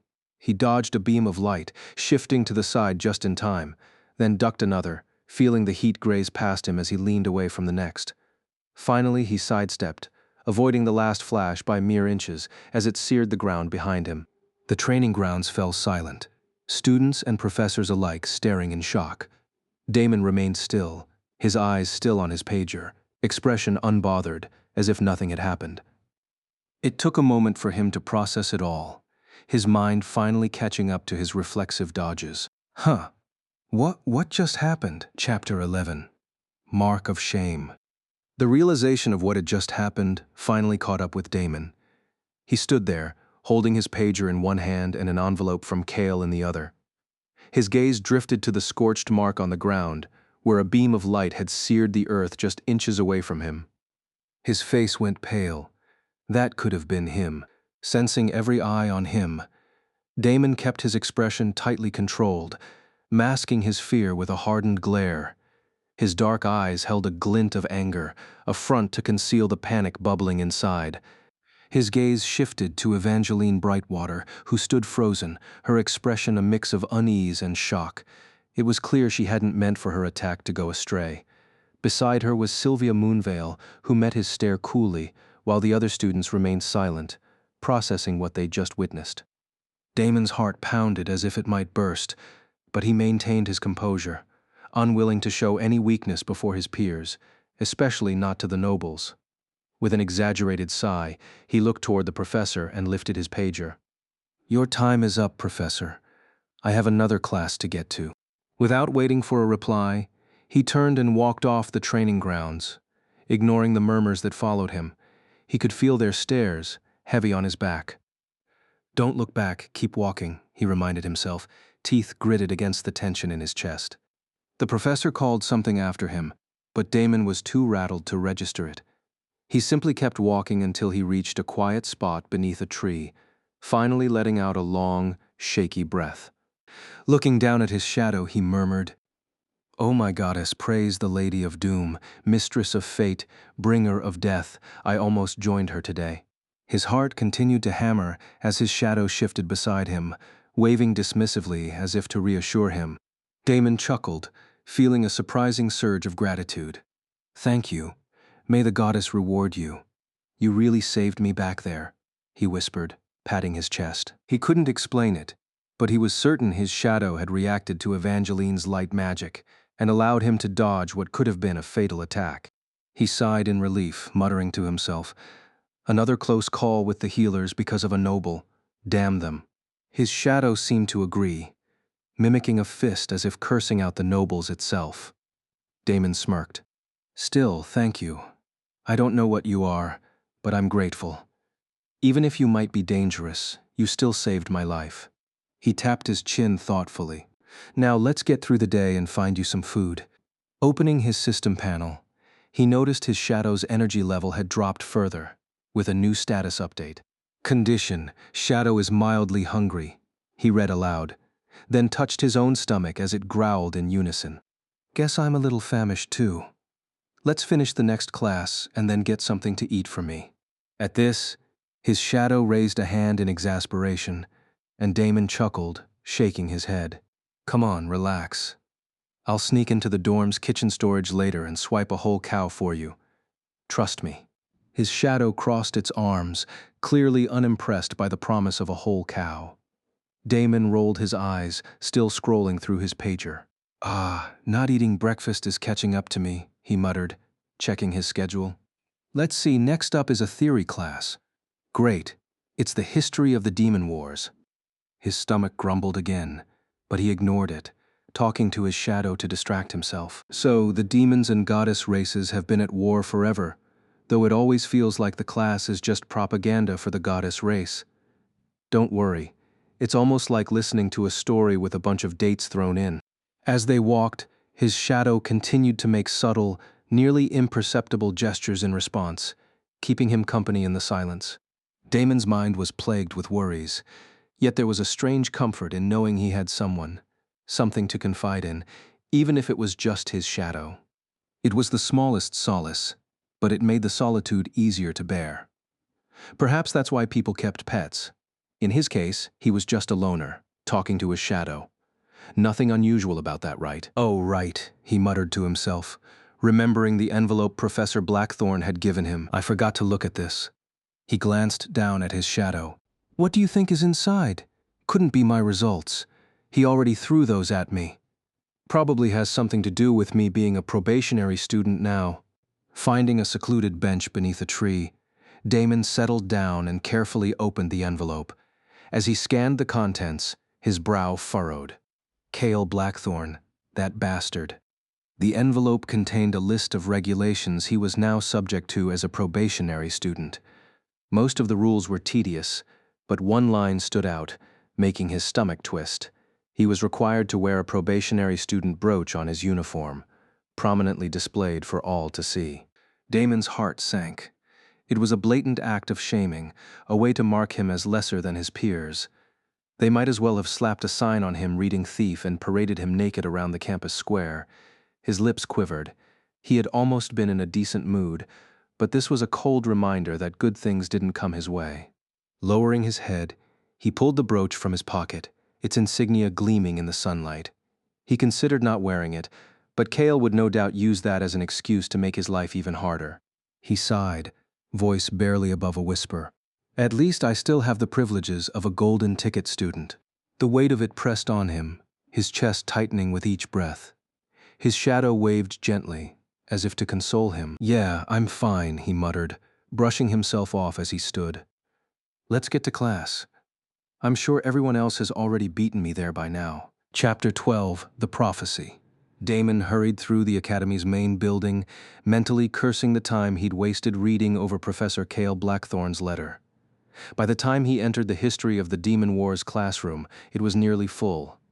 Ironically, despite being the first to leave, he was now the last to arrive. Relieved to find the professor absent, he slipped through the door and hugged the shadows along the wall, moving as quietly as possible to avoid drawing attention. The classroom's tiered seating allowed him to climb to his usual spot at the very back, safely distant from the nobles clustered toward the front. As he settled in, he let out a breath, grateful no one had noticed him, especially after the spectacle from the last class. Glancing at his shadow, he whispered, "Looks like we made it." The faint light cast his shadow along the wall, gesturing back as if responding. Are you asking if I like this class?" Damon murmured, a faint smile breaking his usually gloomy expression. "I actually do. It's pure theory, so mana levels don't matter. Plus, the professor's a commoner like me, and he seems like a nice guy. Never talked to him, but still." His shadow moved faintly as if listening, and Damon felt his stomach grumble, distracting him. Could really use some food right about now. Almost on cue, the system notification appeared in his vision. Shadow, 49. Shadow hunger levels, 26%. Condition, Shadow is hungry. With a sigh, Damon noted the rise in shadow hunger. "I'll feed you later," he whispered to his shadow, though it crossed its arms as if less than impressed with him. Trying to ignore his own hunger, he shifted his attention back to the class. Below, he noticed Lark Bonaire sitting with Marcus Fayjoy and the others. All of them gathered around Xander Ravenscroft like loyal satellites. Marcus shot occasional glances his way, his expression a mix of anger and apprehension, while Lark looked at him with cold fury, as if Damon had wronged him without fair retribution. Damon met Lark's glare, his mind drifting back to the memory of being pushed down a ravine by that same group. The seething resentment made his blood boil. He wanted payback, and he wouldn't forget. Xander, however, seemed oblivious. Or maybe he simply didn't care. Damon's eyes narrowed, watching the boy who remained serene and unaffected by the tension around him. The door swung open, and the professor finally entered. Professor Crome was a kind-looking old man, with a long white beard, glasses perched on his nose, and a pristine white robe accented with gold trim. His gentle presence radiated warmth, as if he were everyone's grandfather. "Hoo ho ho ho. Well, hello everyone. Settle down. Class is about to begin," he greeted, his jovial tone melting the tension in the room like a warm breeze. Damon found himself actually enjoying Professor Chrome's lecture. Despite his usual lack of regard for others, he had a rare respect for this particular teacher. Professor Chrome was living proof that even commoners could rise to prominence. Some said he'd even rejected a position at the imperial court to teach here, choosing instead to guide the Academy's next generation of fighters against the demon races. The professor launched into the lesson, recounting centuries of the demon wars, detailing famous demon lords and the goddess race heroes who had fought against them. Damon found the topic intriguing, though he grew slightly irritated by the occasional propaganda about the goddess race's supposed superiority. The Academy's contradictions amused him. Here they boasted of supremacy, while in other classes they emphasized the sheer terror of demons' speed, strength, and lethality. Even a lesser demon, a being near the bottom of the hierarchy, could easily rip a human to shreds. Typical Victor's history, he thought. I'm sure the demons have their own stories, just as exaggerated. Professor Chrome continued, occasionally calling on students to answer questions, correcting them warmly if they missed the mark. Damon listened, feeling his stomach growl, a hollow, insistent reminder of his hunger. He stifled a yawn, which must have caught the professor's attention despite his spot in the far back, alone in the shadows. "Ah, yes, the young man at the back," Professor Chrome called out cheerfully. "Can you tell us what you know about the legendary demon lord Ashcroft?" It took Damon a second to register. He blinked, realizing the professor's expectant gaze was on him. His shadow raised a hand as if nudging him to get up. Damon rose, his expression as gloomy as ever. Though his hunger made it hard to focus, He recounted the familiar tale of Ashcroft, a name known across the world, a figure more myth than mere history. Ashcroft, he began, is known as the Demon Lord of Domination. He's said to be the strongest demon lord that's ever existed. Long ago, the goddess races called Centro's home. It was the heart of all things. But Ashcroft took it over in the name of the demon races. He felt the attention of the entire class on him now as he continued. Ashcroft conquered Centros, renaming it the Demon Continent. His power and ambition made him a real threat, and he aimed to conquer all the known world. When he set foot on Saltheon, he devastated everything. It was only when he reached the temple of the goddess that he was finally stopped. In that temple, he spoke taboo words before her statue. Damon's stomach growled, loud enough that he winced, but he kept going. They say that as he uttered those words, the statue glowed and Ashcroft was erased from existence. The demon armies retreated after that, but it wasn't the end. The demons prayed to their god, and he gathered what remained of Ashcroft, leaving them with a prophecy. The Dominator shall return. Taking a deep breath, Damon finished. To this day, the demons await Ashcroft's return. Of course, later historians have debunked this as just a fairy tale, saying someone like Ashcroft could never have existed. With that, Damon sat down, feeling the weight of everyone's stares, but he ignored them, his mind now preoccupied with his own gnawing hunger. Professor Crome, however, looked pleased, his eyes twinkling with interest. "Well done, young man," he said warmly. "And yes, many say it's just a myth, but myths, as we know, often hold grains of truth."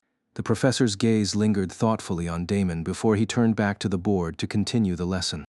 Chapter 13. A hungry man is a hangry man. The class finally came to an end, and Damon bolted from his seat as if sitting on pins and needles. Without so much as a backward glance, he rushed out of the room, making a beeline for the cafeteria. Hunger clawed at his insides, and he felt as though he could eat an entire feast. The cafeteria was sparsely populated when he arrived, allowing him to grab a seat in a corner without much trouble. Wasting no time, he piled his tray high with twice the amount of food he usually consumed and ate with uncharacteristic gusto. The first spread disappeared quickly, but even as he swallowed the last bite, his stomach growled in protest. Frustrated, he returned for more servings, several more in fact, until the sheer volume of his consumption began to draw stares. By now, the cafeteria had filled with students, and Damon's voracious appetite became the subject of murmured conversations. Even the beastkin, known for their ferocious hunger, watched him in disbelief. A human eating this much? It seemed impossible. Damon continued until his stomach felt bloated, almost painfully so, yet the gnawing hunger refused to subside. He took another bite, feeling like he might throw up from how full he was, but his stomach growled again, sending a wave of frustration through him. His head felt light, his vision blurred for a moment, shifting into black and white before snapping back to normal. The sensation left him unsettled, his mounting irritation bubbling just beneath the surface. He stood for what felt like the 8th time to clear his table and head back for more. Each serving grew larger than the last, but it didn't matter. The hunger remained. When he reached the counter, he grabbed a new tray. Ignoring the maids who offered to serve him, he preferred to do it himself. As he moved, distracted by his hunger, he bumped into someone. "Sorry," Damon muttered gloomily without looking up. But his apology barely left his lips before the other person's voice rang out, sharp and angry. The tone alone made Damon's blood boil. In a blur of rage, he raised the tray and smashed it into the face of the person he had bumped into, Lark Bonaire. Damon's heart surged with sudden, uncontrollable anger, and before he could think, he followed up with a powerful kick that sent Lark flying into a service trolley. The maid pushing the trolley let out a startled yelp as Lark collided with it, spilling food everywhere. Damon moved as if to strike again, but the commotion had drawn too much attention, and he hesitated. He blinked, shocked by the sheer force behind his actions. His strength had caught him off guard.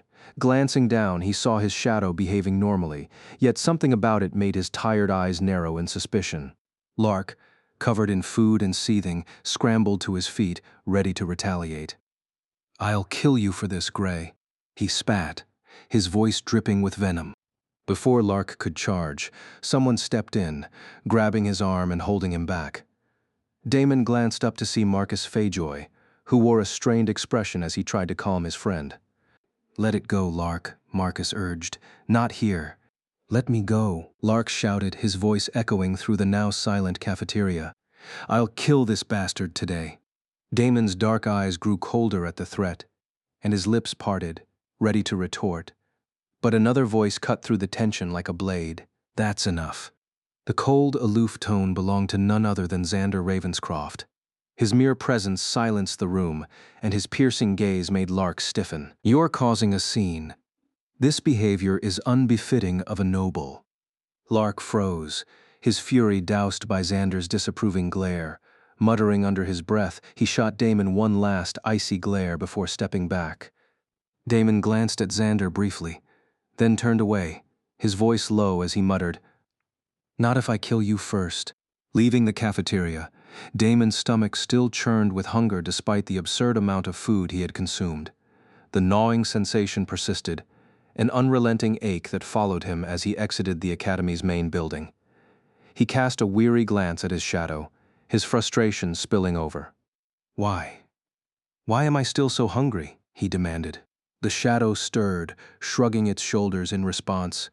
Then, with a pointed gesture, it tapped its non-existent stomach, as if to say, "You're not the only one." Damon held his temple, his exhaustion mounting as he tried to soothe the persistent ache of hunger. "Right, sorry. I'll find you something to eat later. Just hold on a little longer." His voice carried a weary edge, but he felt a flicker of determination to keep his strange companion satisfied. Afterward, he headed to the library, spending some time poring over books to familiarize himself with the concepts his classmates already seemed to know by heart. He flipped through pages on dangerous herbs and wild flora, hoping the knowledge might one day be useful. The gnawing hunger, however, was a constant distraction. His stomach growled incessantly, forcing him to miss a few classes as he finally gave up and retreated to his dormitory with a small stack of books in hand. The dormitory hallways were deserted, most students still attending their lessons. Damon moved quickly and quietly, wary of the head maid catching him. He could already hear her sharp tone reprimanding him for skipping class, and he wasn't in the mood for a lecture. He ascended to the higher floors where his room was, unlocking the door with his pager before slipping inside. He collapsed onto the bed, drained. His stomach felt full to the point of discomfort, yet the hunger hadn't waned. It gnawed at him like an unrelenting beast. As his eyes fluttered shut, he caught a glimpse of his shadow moving freely about the room. He clutched his stomach, muttered something incoherent, and finally fell asleep. When he opened his eyes again, the room was cloaked in darkness. Damon groaned and fumbled for his pager, its faint glow illuminating the screen. Midnight. He'd been asleep for hours. The darkness didn't bother him, oddly enough. It felt soothing, almost like a second skin. Still, out of habit, he tapped the light switch on the wall. The sudden brightness stung his eyes, but his attention was quickly drawn to the far corner of the room. His shadow stood there, arms crossed, radiating displeasure. Its stance was practically screaming annoyance. Damon scratched the back of his head sheepishly. "Heh, sorry, I overslept. I didn't mean to." "And shouldn't you have woken me up?" The shadow's form tensed, its fists balling up as it began a dramatic display of complaints. It gestured wildly, stomping its foot and pacing along the walls and ceiling, as if trying to express just how frustrating its day had been. Damon sighed, already feeling a strange sense of familiarity with the peculiar entity. Yeah, I get it," he muttered, holding his head as the lightheadedness from his hunger returned. Despite everything, he cracked a small smile. "I was feeling hungry myself. And hey, it's late enough now that the head maid is probably asleep. Let's head to the dorm kitchen. There's a pantry and a cold room. You can have your pick of the meat." The shadow paused its rant, its arms relaxing as it stroked its chin thoughtfully. After a moment of deliberation, it gave a slow, reluctant nod. Damon chuckled softly, shaking his head. "All right then, but we have to be discreet. Can't let anyone catch us." Quietly, Damon opened the door to his dorm room. His shadow slipped seamlessly back into its usual place, clinging to him as if it had always belonged there. Together they stepped into the dimly lit halls. Chapter 14. Cooking up a storm. Damon silently made his way down the dimly lit halls, half afraid the head maid would appear out of nowhere. The war halls carried an eerie stillness at night, shadows stretching across the walls and corners in a way that would unsettle most people. Yet Damon found himself oddly comforted by the darkness. Where others might see obscurity, Damon saw clarity. To his eyes, the mild darkness was as vivid as daylight. Every detail of the lavish carpets, intricate marble floors, and towering walls of the dormitory stood out. Still, he kept his footsteps light, careful not to disturb the quiet or alert anyone to his presence. The other students were likely already asleep, exhausted from a demanding day of classes and activities. The war halls, reserved for the academy's elite, had an air of exclusivity. The uppermost floors housed top-performing students like Xander Ravenscroft, Evangeline Brightwater, Student Council President Lilith Astronova, and the more accomplished seniors. These floors were pristine and spacious, a testament to the privilege and prestige of their residents. Damon, by virtue of his golden ticket, had been granted access to these floors despite his unconventional scores. Below these heights, the floors accommodated nobility and students with excellent academic credits, but none matched the luxury of the upper floors. There were other dormitories scattered throughout the academy, but none had the same aura of excellence and intimidation. Damon had never ventured out this late before. Most nights he collapsed into his bed after grueling days, often too tired to do anything but sleep. On his hardest days, when trials piled up, he would drift off with tear stains still drying on his cheeks. His struggles had left him gloomy, hardened, and weary. Yet tonight, something about the emptiness of the halls and the strange comfort he felt in the darkness gave him a semblance of calm. As he reached the elevator, he paused. Using it would be quicker, but it was also risky. If the head maid found out, he'd be in for a nightmare. Among the student body, Professor Cale Blackthorne was a figure of fear, but for Damon and others in the war halls, the head maid was the true terror. Her wrath was legendary. Turning to his shadow, Damon whispered, "Don't go anywhere. We just have to sneak down a few floors. As long as the head maid doesn't see us, we're golden." The shadow gave him a playful thumbs up and exaggerated a tiptoeing motion, earning a wry smile from Damon. Despite the unnerving day he'd spent with this peculiar entity, its antics had started to endear it to him. It was strange, but the companionship felt genuine. Still, Damon couldn't ignore the gnawing fear deep in his gut. The changes to his body were unpredictable. His insatiable hunger weighed on him, no matter how much food he consumed. Worse, his vision occasionally shifted, the world losing all color and plunging into stark black and white. Every symptom seemed linked to the shadow's hunger, an ominous connection he couldn't fully understand. "Its hunger is affecting me too," Damon thought grimly. He had been keeping an eye on the shadow energy stat in his system. It was dropping steadily and the shadow's hunger was growing more demanding. He glanced at the shadow again, its form twitching slightly as if restless. "I'll feed you soon," Damon muttered softly, more to himself than to his companion. With a deep breath, he began descending the stairs, the faint sound of his footsteps echoing in the quiet, empty halls. The journey down the lower floors was uneventful. Damon moved as quietly as a mouse, his soft footsteps barely audible against the cold marble floors. The halls were eerily silent, and shadows loomed in every corner, yet he felt no unease. The darkness had become strangely familiar, even comforting. He passed by the dining halls, their grandeur muted in the dim light. Finally, he reached the kitchen. Pushing the door open, he entered cautiously, confident that no one would be there at this hour. The sound of munching broke the silence, a feral, almost desperate noise of someone devouring food. Damon's senses heightened as he turned toward the source. His sharp vision pierced the dimness, landing on a figure seated at a table. Before he could fully process what he saw, the figure turned, and Damon found himself face to face with the source of the noise. Her features were immediately distinguishable. Black hair streaked with white highlights, sharp animal ears perched atop her head, and a lean, athletic frame that spoke of raw power and grace. Her physique was striking, her toned body complemented by curves that would have made most men stumble over their words. She was Leona Vallafere, the Beastkin girl. She didn't seem to notice him at first, too focused on shoveling food into her mouth as if it might disappear at any moment. Damon stared at her, his exhaustion adding to his disbelief at the scene. Suddenly, his stomach growled, a deep, guttural sound that echoed in the still kitchen. The noise was deafening in the quiet, and Leona froze mid-bite, her golden eyes snapping toward him. Who's there?" she demanded, her voice sharp. "Show yourself." Her gaze narrowed, her frown deepening. "I can see you. Make yourself known." Damon noticed the faint crackle of sparks forming around her hands. She was poised to strike, her body coiled like a predator ready to pounce. Despite knowing he was no match for her strength, his pride as a teenager wouldn't let him back down easily. He quickly glanced around and spotted the light switch near the door. How convenient. Without hesitation, he reached for it and flicked it on. The room flooded with light, and Damon instantly felt the comfort of the shadows slip away.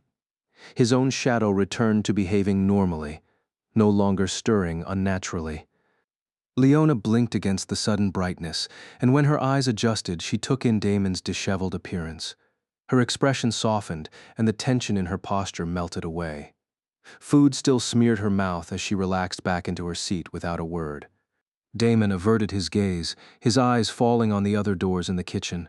Two of them led to the pantry and the cold room, his intended destination, but with Leona sitting there watching, he couldn't exactly sneak off unnoticed. Leona, however, didn't seem in any hurry to leave. She casually continued her feast, completely unbothered by his presence. "Guess I'll have to eat something until she's gone," Damon thought. His hunger was too overwhelming to wait her out. He wandered the kitchen, checking the usual spots where the maids stored leftover pastries and prepared meals. To his shock, every shelf, every container was empty. Not a single scrap of food remained. How is all that food gone, he wondered. The maids always cooked in excess to cater to the whims of the elite students. Yet now, there was nothing. His shadow, ever the silent observer, pointed directly at Leona. No, it can't be, Damon thought, staring at her incredulously. I mean, she's a beastkin, but no one eats that much, right? Not to mention she's a girl. There's just no way. Yet the evidence was irrefutable. Plates and bowls surrounded her, and she was still eating with gusto, even humming a little tune between bites. He sighed heavily. Guess I'll have to cook. At least the raw ingredients were untouched. The kitchen was enormous, fully stocked with an array of supplies, and the pantry offered even more if needed.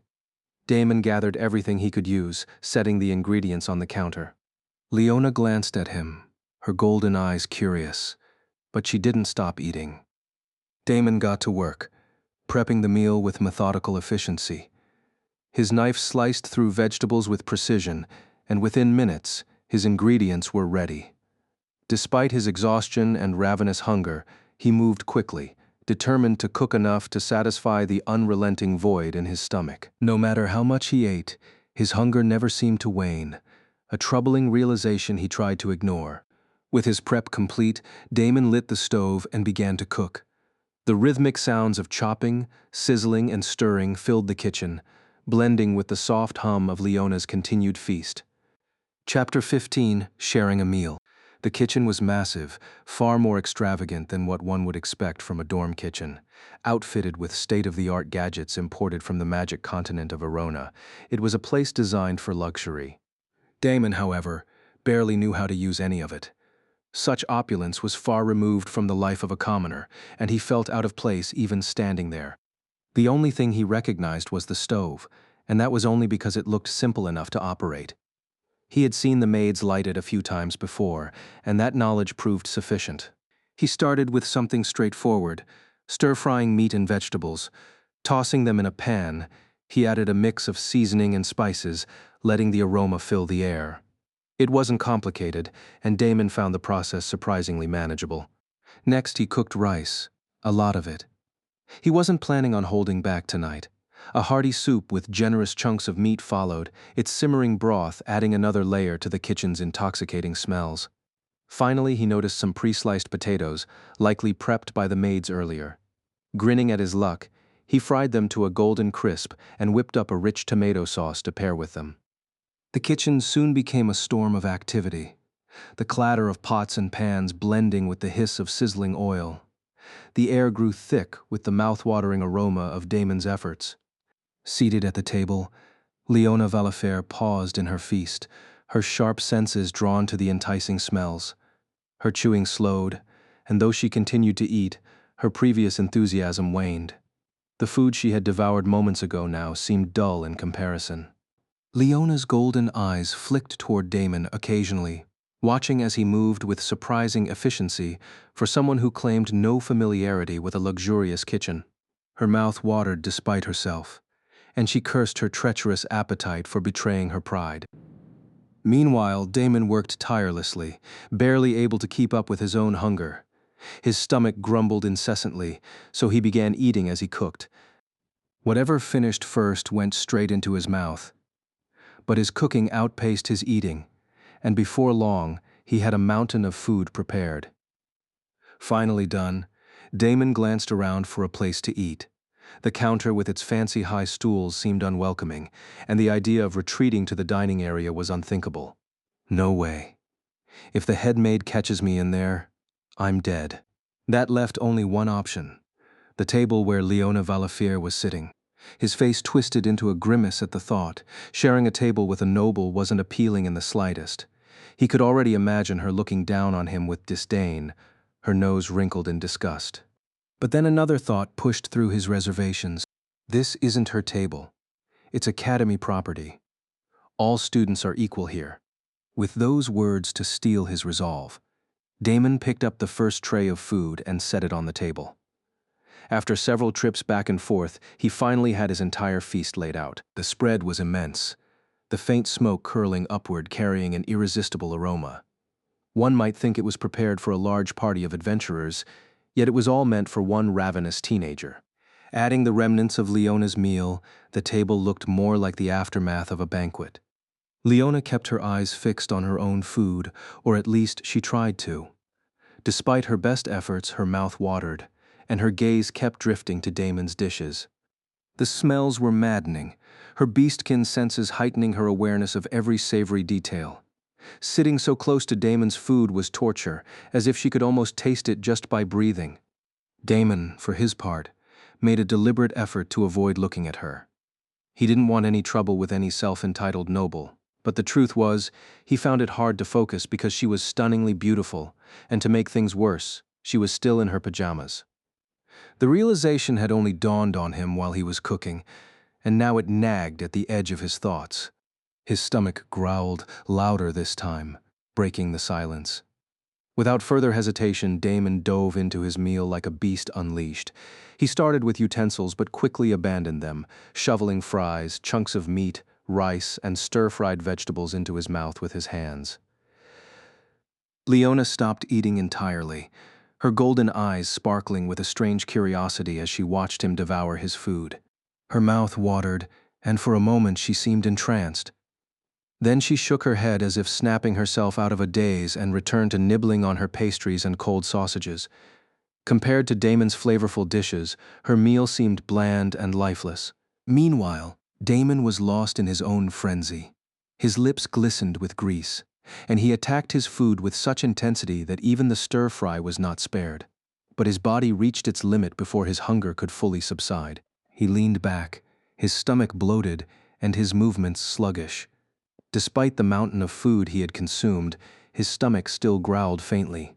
Standing up, he glanced down and saw his shadow flickering tiredly, almost as if it shared his exhaustion. But Damon couldn't eat another bite. The thought of food made him nauseous. He needed fresh air, or he'd risk losing everything he'd just eaten.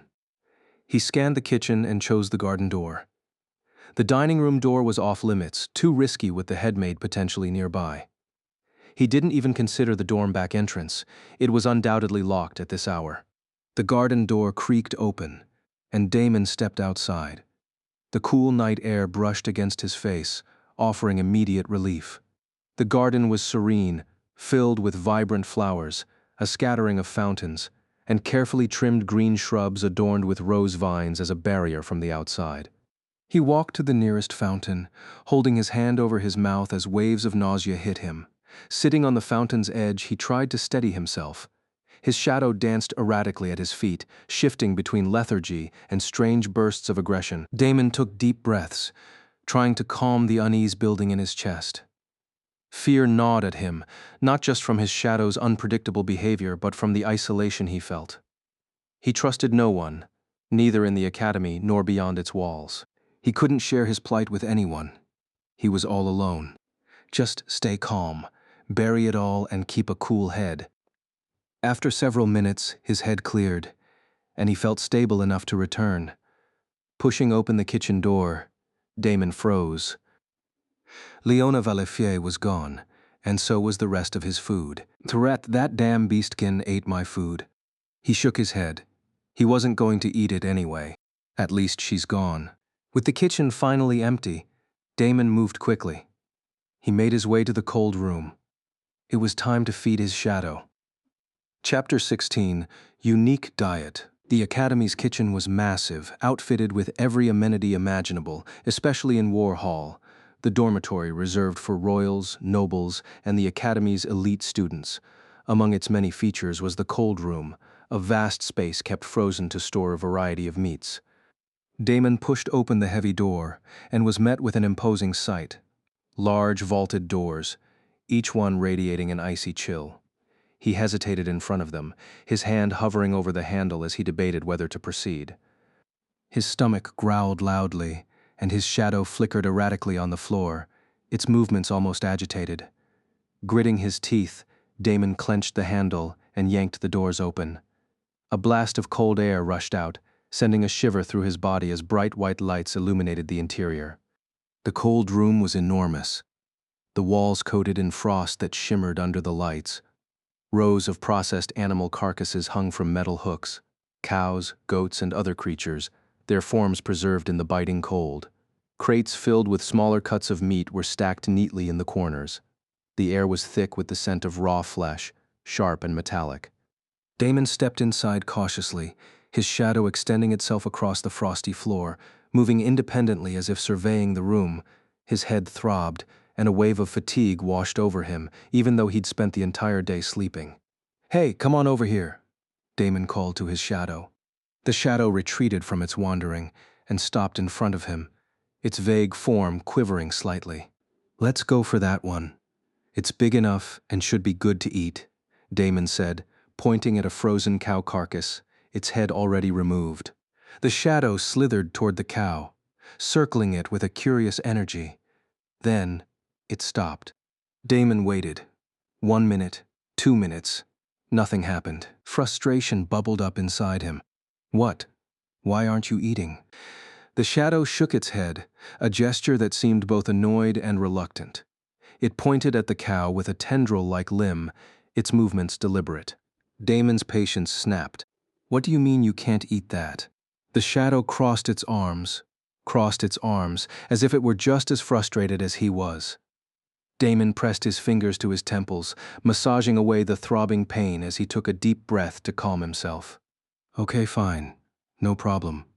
If beef won't work, there's mutton, fish, and plenty of other options." He pointed toward a hanging sheep carcass. "Eat that." The shadow glided over to the sheep, circling it in the same manner as before. Once again, it refused to eat.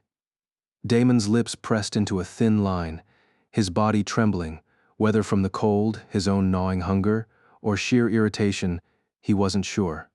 He tried directing the shadow to other meats, pork, fish, and even crates of small game, but no matter what he offered, it wouldn't eat. Worse, the hunger emanating from the shadow seemed to grow stronger, and Damon realized with a sinking feeling that he was being affected by it too. "That's why I can't get full, no matter how much I eat." A shiver ran down his spine as he recalled the system's warning. "If your shadow is not fed, you will perish."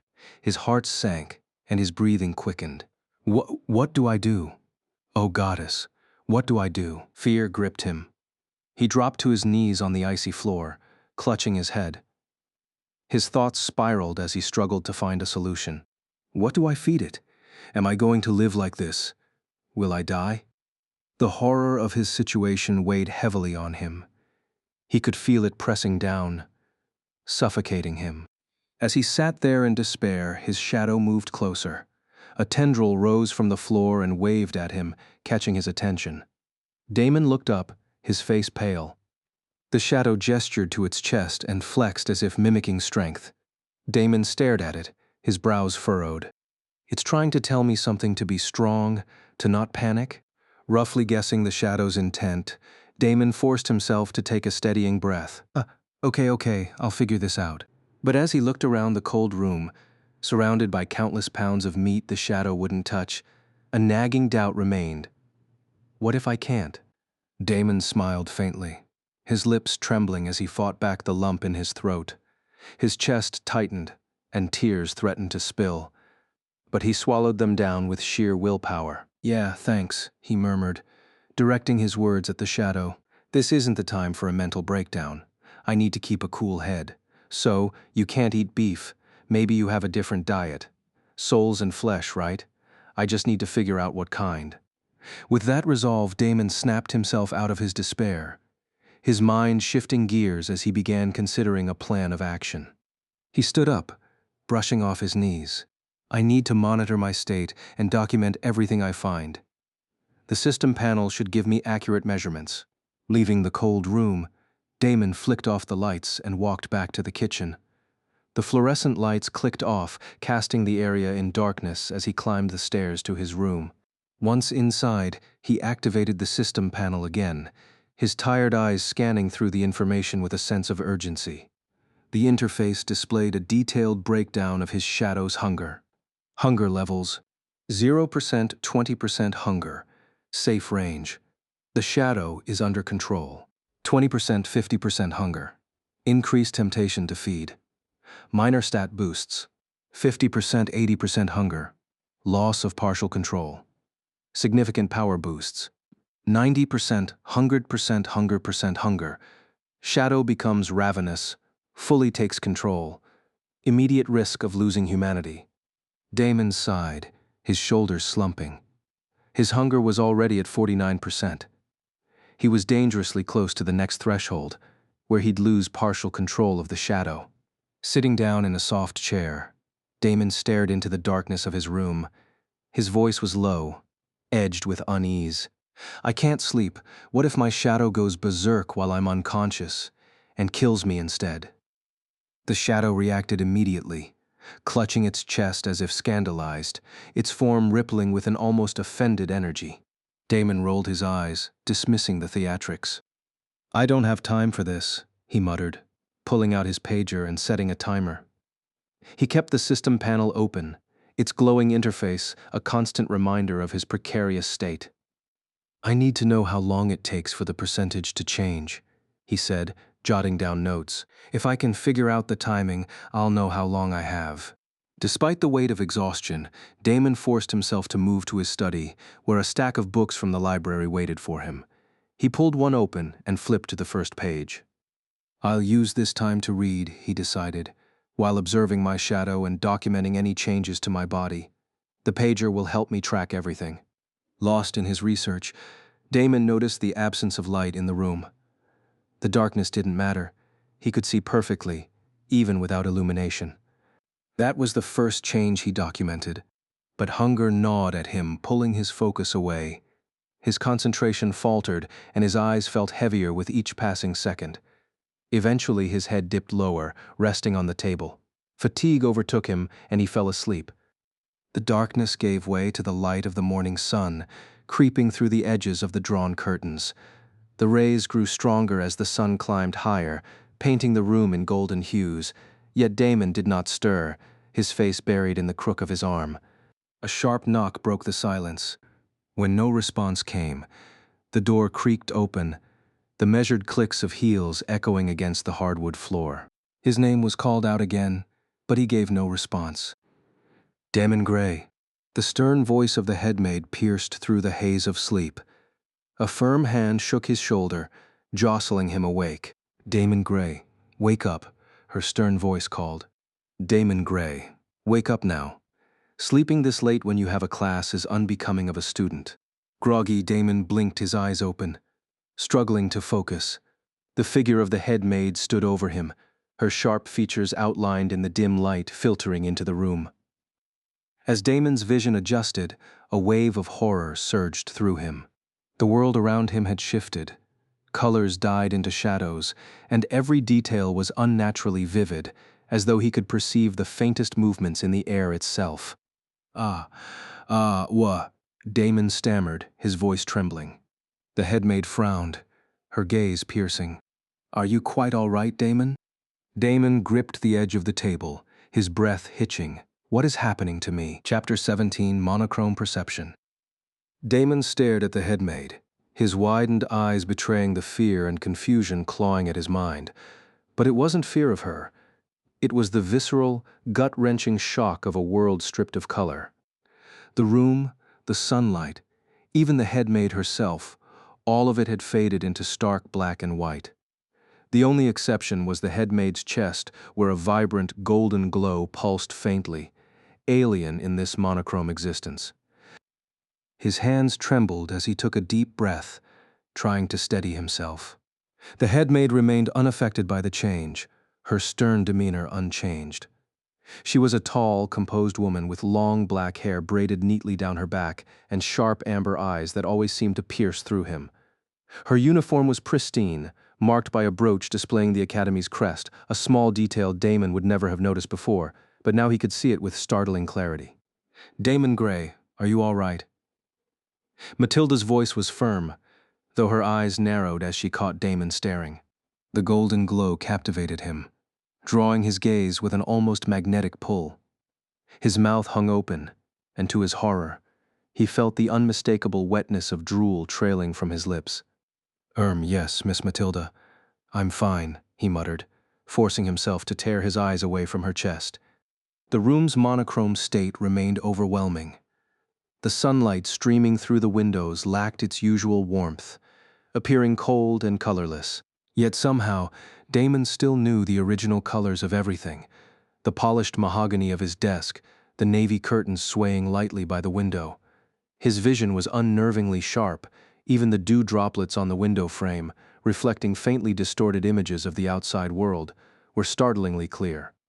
"What is happening to me?" he thought, his mind racing. A quick glance at the system panel still floating in front of him made his stomach drop. His shadow hunger had climbed to dangerous levels. Matilda's voice broke through his daze, irritation evident.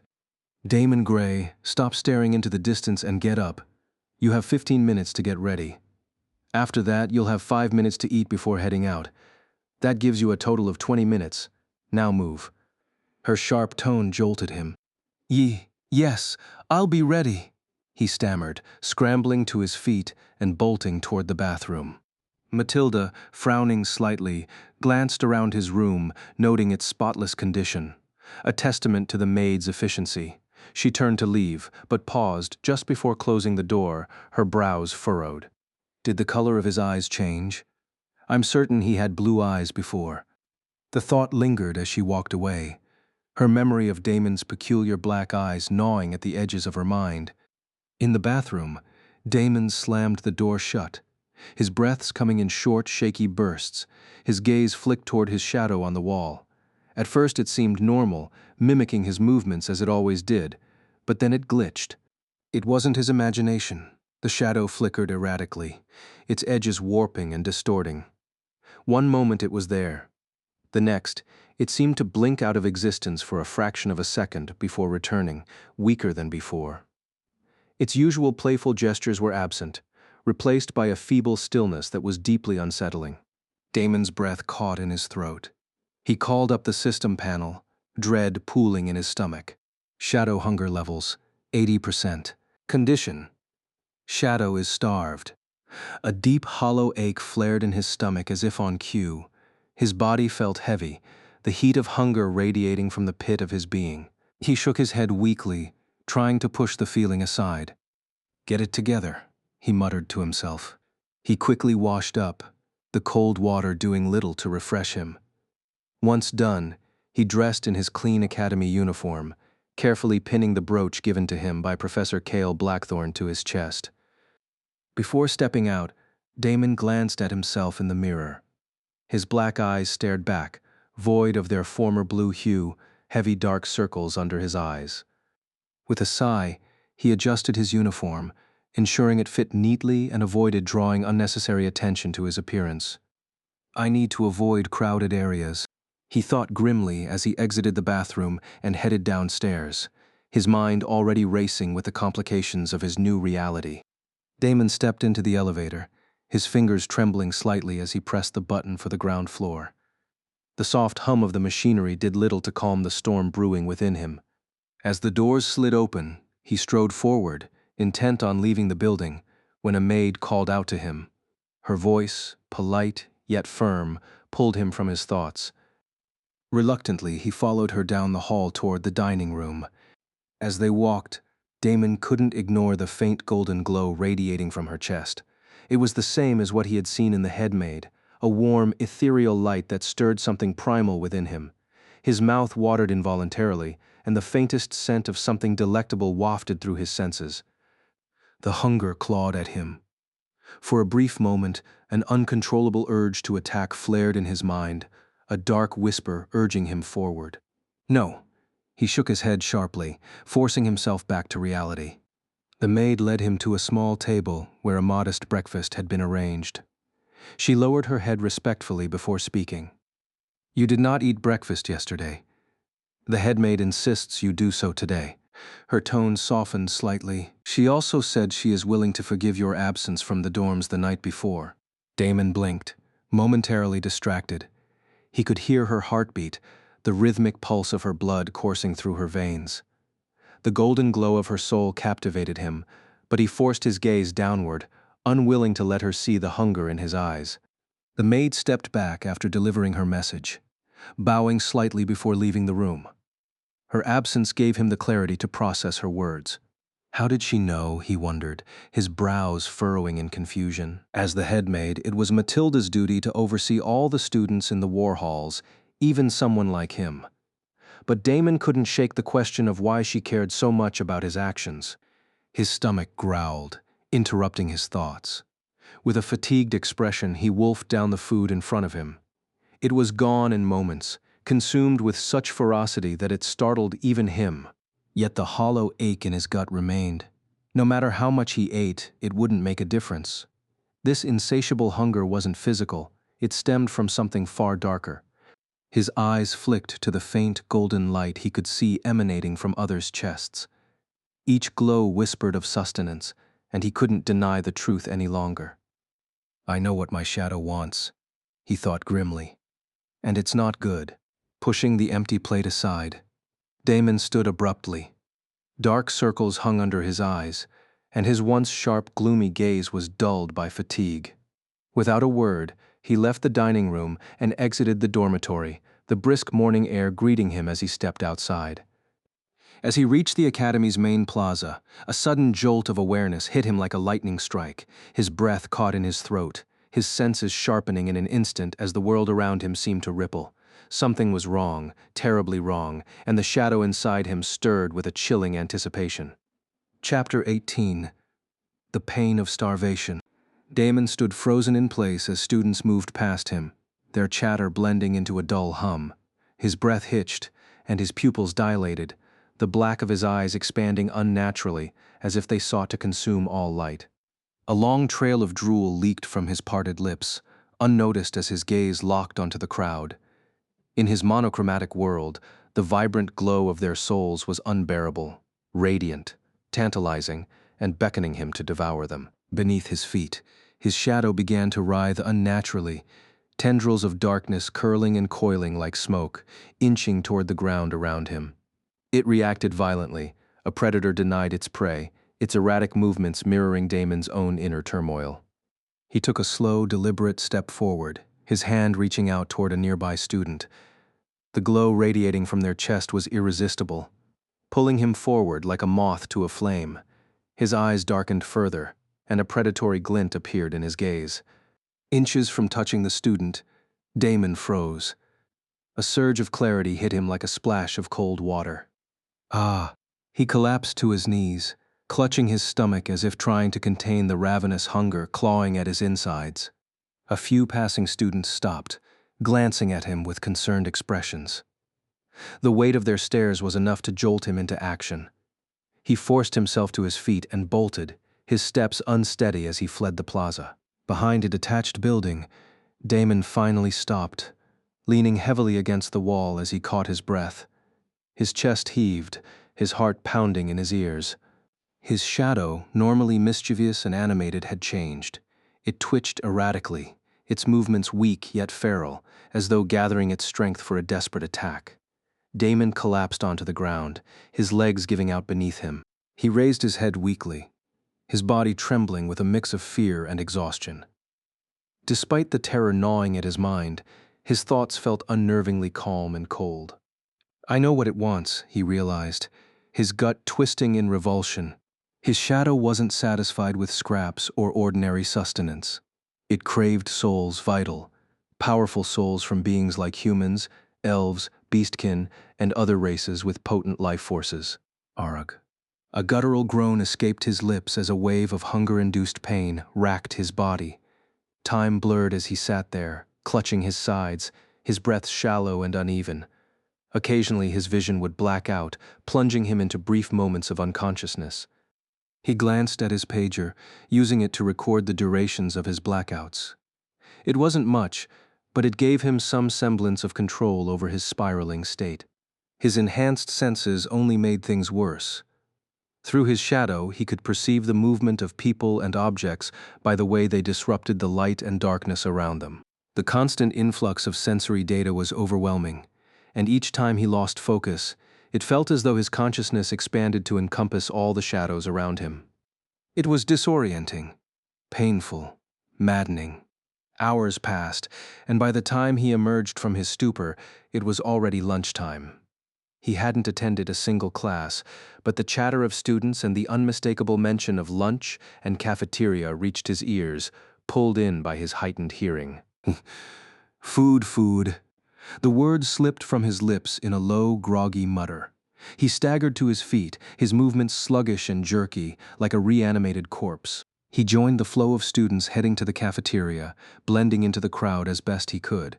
His head hung low, his mind clouded by hunger so intense it bordered on madness. Hungry, food, he muttered under his breath, his voice hoarse and strained. The sun bore down on him as he walked, every sensation heightened to an unbearable degree. The warmth of the light, the sound of footsteps, the faint rustle of leaves, it all pressed against his senses like an unrelenting tide. Yet none of it mattered. His mind was consumed by one thought, one driving need: hunger. In this bizarre state, Damon arrived at the cafeteria, a lavish and bustling space packed with students, each seated at their respective tables. The academy cafeteria was distinctly segregated.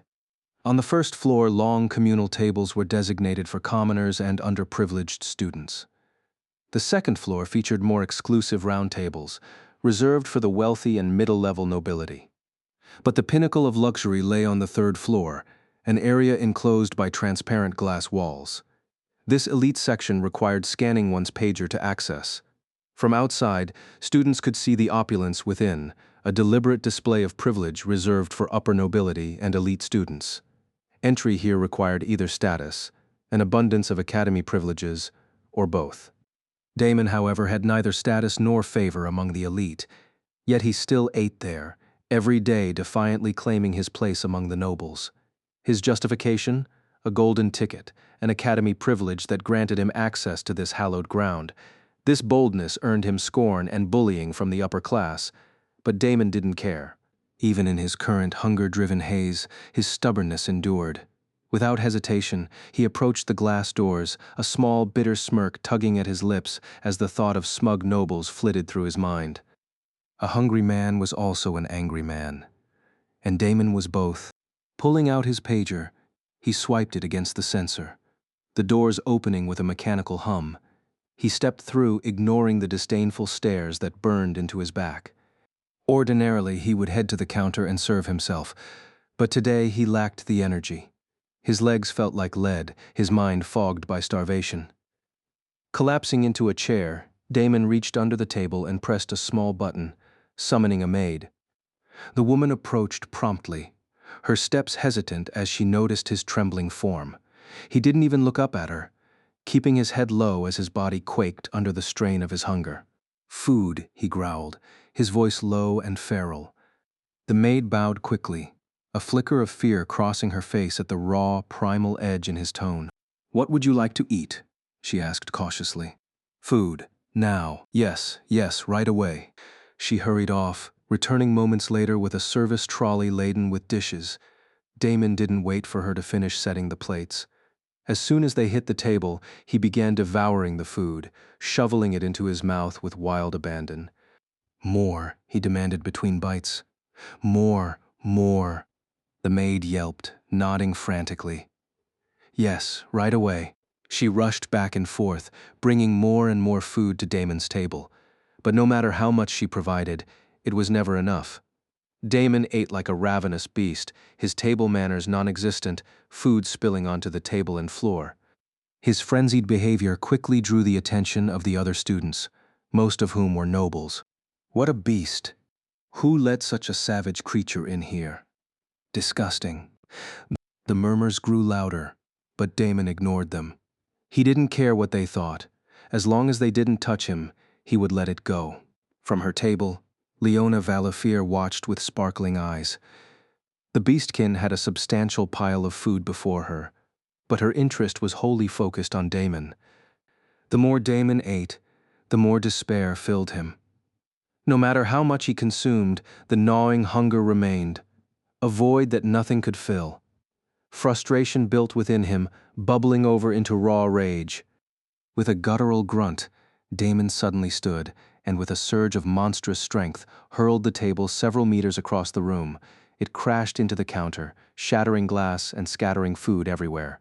The cafeteria fell silent, the other students staring in shock at the display of raw power. Damon's eyes glowed with a mad frenzy as he glared at the room, his breathing ragged. Every person in his line of sight appeared as prey, glowing with an unbearable light. "Food, food. There's food everywhere." He swallowed hard, fighting the primal urge threatening to overtake him. Forcing himself to turn away, he bolted from the cafeteria, running blindly through the academy until he reached a deserted hallway. He staggered to a stop, leaning heavily against the wall. "Hungry, so hungry," he muttered, his voice barely audible. As he stumbled forward, his shoulder collided with someone. "Get the hell out of my way," he snapped, shoving the person with enough force to send them crashing into the wall. When Damon looked up, his eyes widened. Standing before him was a blinding source of light, brighter than any soul he had ever seen. His stomach twisted painfully, his mind clouding. He had no control now. The hunger consumed him entirely, and he lunged forward, his instincts fully taking over.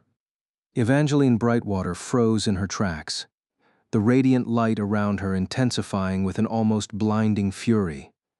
Her piercing gaze locked onto him, a mixture of anger and indignation flickering across her elegant features. "How dare you?" Chapter 19, Shadow vs. the Strongest. Evangeline had missed her usual trip to the cafeteria. She had been summoned by Professor Cale Blackthorne and had just finished her errand, now walking briskly through the halls with a stack of papers in her hands. Her attention was focused on the documents, her sharp mind processing the professor's instructions. As she turned a corner, she felt herself collide with someone. The impact caught her off guard, and before she could react, she was shoved forcefully into the wall. "Ah," she gasped, the sting of the cold stone shooting up her back. The suddenness of it all left her shocked and furious. No one had ever treated her with such blatant disrespect. She pushed herself off the wall, anger blazing in her emerald eyes, and turned to confront the offender. When her gaze locked on his face, recognition flickered in her mind. She didn't know his name, but she remembered him. He was the boy who had effortlessly evaded stray shots during her battle with Sylvia Moonvale. There had been something strange about him then, something elusive.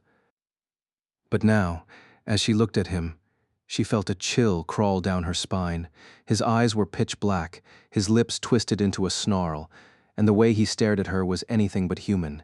His gaze was feral, cold, and unnervingly predatory. Almost on instinct, she straightened, her voice laced with indignation.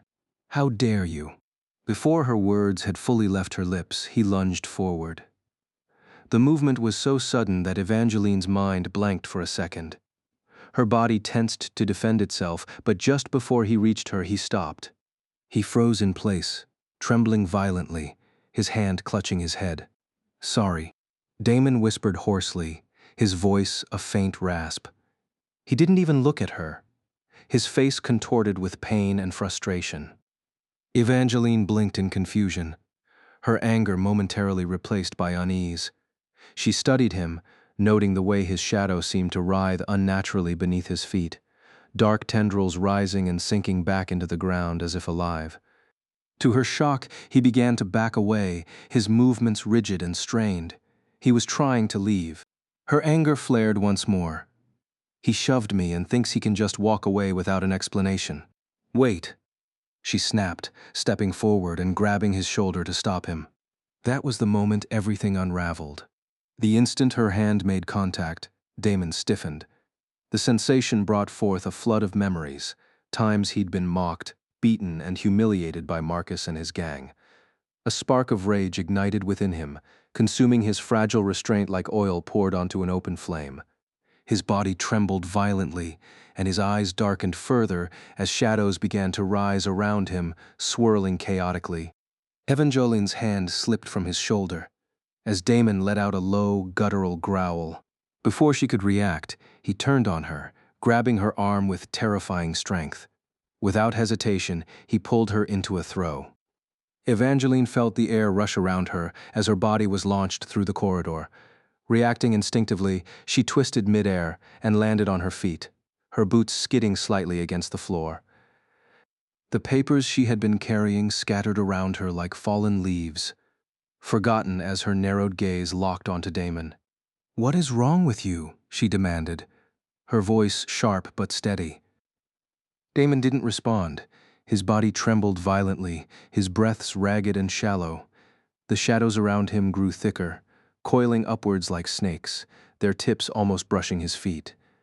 Evangeline's eyes narrowed further as she assumed a defensive stance. Whatever was happening to him, it wasn't normal. She clenched her fists, magic sparking faintly at her fingertips. If he attacked again, she would be ready. Evangeline had already passed the point of patience. Any thought of a peaceful resolution vanished as her golden sun-marked eyes narrowed with cold determination. She extended her hand forward, her voice steady yet filled with anger. Beams of light erupted from her palm, shooting faster than a human could ever hope to react. The attack should have ended things immediately, but Damon's shadow-infused instincts granted him an unnatural edge. The dark tendrils entwining his feet reacted to the energy shift, enabling his body to move with almost inhuman precision. Damon weaved through the beams effortlessly, his movements fluid and calculated. Evangeline's eyes widened slightly, momentarily betraying her surprise. He dodged, she thought, her mind racing. Most opponents would have attempted to block the attack using their magical attributes, but Damon had evaded it, a feat that required extraordinary speed and reflexes, especially against light magic. Her expression hardened, and she muttered under her breath, her voice steady but carrying an edge of disbelief. "So he's faster than I thought." Small orbs of light began forming around her as she prepared her next move. Light magic, brilliant sparks. The orbs shot forward in rapid succession, a blinding barrage of light aimed directly at Damon. Each projectile streaked through the air like an artillery shell, their glow scorching the walls and floor upon impact. Damon's feral snarl deepened. His shadow expanded, tendrils fusing into his body, granting him an animalistic grace. He twisted his frame unnaturally, dodging the projectiles with a bone-chilling ease. His movements were fluid yet erratic, like a beast unbound by the limits of human anatomy. He darted between the walls, ceiling, and floor, his agility surpassing anything Evangeline had seen. Her gaze sharpened further as she adjusted her attacks mid-cast, altering the trajectories to box him in. "Let's see how long you can keep this up," she muttered, her voice filled with cold determination. "He's fast," she thought, her frustration mounting. Not as fast as Leona Valafier, but his agility outclasses even her. This isn't normal. Damon growled again, his eyes locked onto her. He moved seamlessly from 2 legs to 4, his shadow morphing his body further. The floor beneath him cracked as he launched himself forward, dodging the relentless barrage and closing the gap between them. Evangeline realized the distance was shrinking too quickly. Gritting her teeth, she molded her light magic into a glowing blade. Light magic, radiant blade. The blade shimmered with power as she swung it down in a wide arc, sending a streak of destruction across the ground. Damon, however, slipped past the strike with unnerving ease, his shadow-enhanced reflexes allowing him to evade even this close-range attack. She swung again, but this time he deflected her sword with a calculated strike of his hand, pushing the blade to the side. Evangeline didn't hesitate, unleashing a concentrated beam of light magic directly at him. Damon ducked and then sprang forward, his foot slamming into her with a flying kick. She crossed her arms in time to block the blow, though the impact sent her skidding back several feet. Her heart raced as she regained her footing, gripping her radiant blade tightly. Damon showed no signs of stopping. He charged forward, his movements unpredictable. Evangeline swung her sword with practiced precision, but each strike was either dodged or countered. "He's reading my moves." No, it's more than that. He's anticipating them, she realized, frustration creeping into her thoughts. Damon's attacks were wild yet strangely calculated, blending primal instincts with unnatural flexibility. His punches and kicks came from impossible angles, twisting his body as though he had no bones. Evangeline feinted to the left, hoping to catch him off guard, but he saw through it. His foot connected with her temple in a precise kick, and before she could recover, his palm struck her diaphragm, forcing the air from her lungs. She stumbled back, gasping for breath, her vision blurring for a split second. The next thing she registered was Damon launching another flying kick. This time it hit with full force, and darkness claimed her vision as her body crumpled to the ground. Damon stood over her, his breathing heavy and erratic. Drool dripped from his mouth as his shadow writhed uncontrollably. His eyes were glazed, his consciousness buried beneath the primal hunger consuming him. He moved closer, his hand reaching for her neck. The temptation to crush the light she radiated was overwhelming, almost instinctual. But just as his fingers brushed her skin, his body jolted violently. Damon gasped, clutching his head as clarity returned in a crashing wave. His knees buckled, and he stumbled back, trembling uncontrollably. "No, no," he muttered, his voice hoarse and filled with panic. He turned abruptly and bolted down the corridor, his footsteps echoing as he fled. He stumbled several times but forced himself onward, fear overtaking his every thought. He didn't stop running until he reached the busy plaza, his head low as he darted toward the forest. Unbeknownst to Damon, a figure watched him from the windows of an adjacent building. Lark Bonaire's lips curved into a sinister smile as his eyes followed Damon's retreating form. "Found you, Gray," he murmured, his voice dripping with malice. With a casual flick of his wrist, he opened the window beside him and leapt out, using wind magic to steady his descent. His movements were precise, calculated. He slipped between buildings and trees, evading the gaze of wandering students as he pursued Damon into the forest. Chapter 20. Ravenous. Damon's breathing was ragged as he sprinted through the outskirts of the academy, his thoughts a chaotic blur. His body moved on instinct, his legs carrying him toward the familiar refuge of the forest, a place he often used as his training ground. The path to his destination quickly disappeared under his feet as he veered off course, the dense canopy of trees swallowing him whole. The sunlight filtering through the leaves created a patchwork of light and shadow on the forest floor, a sight that might have been serene under any other circumstances. But to Damon, it was a tormenting labyrinth. His black and white vision, heightened by his shadow affinity, overwhelmed him with sensory input. The shadows from the trees were alive, pulsating with strange energy, bombarding him with fragmented images and sensations. The sheer volume of information crashed over him like a tidal wave. He stumbled, his knees hitting the ground with a dull thud. A pained grunt escaped his lips as his world spun uncontrollably. His hands trembled as he tried to push himself upright, only to collapse again after a single faltering step. Crawling to the nearest tree, he slumped against its rough bark, his chest heaving. "Stop, please, make it stop." His voice was barely a whisper, a desperate plea to the shadow that had once been his ally. But the shadow offered no solace. Where it had once been a loyal extension of his will, it now writhed on the ground like a living thing, its erratic movements reflecting the chaos in Damon's mind. He clutched his head tightly, his fingers digging into his scalp as he tried to block out the flood of perceptions. The shadows around him whispered, their voices indistinct but maddeningly persistent. Each inanimate shadow seemed to carry its own distinct presence, a cacophony of stimuli that drowned out his thoughts. Why won't it stop? Damon's anguish deepened, his body trembling as he fought against the overwhelming sensations. Then, amidst the chaos, a sound reached him, faint but distinct: footsteps. The steady rhythm of someone approaching echoed in his heightened perception. Though still distant, his shadow-filled vision painted a vivid image of the intruder, Lark Bonaire, running confidently through the forest. Lark's soul radiated a faint glow that caught Damon's attention, a beacon amidst the shadows. Damon's throat tightened, his hunger surging uncontrollably at the sight of that light. His teeth clenched as he fought the urge, his hands gripping his head even tighter. "No, no, not again," he whispered, his voice trembling with dread. The footsteps grew louder, each step reverberating in Damon's distorted senses. It wasn't long before Lark emerged from the trees, his gaze locking onto Damon's collapsed form. Damon sat slumped against the tree, his body shuddering as he muttered incoherent pleas. His once sharp eyes were now clouded with confusion and fear, his shadow twitching erratically at his feet.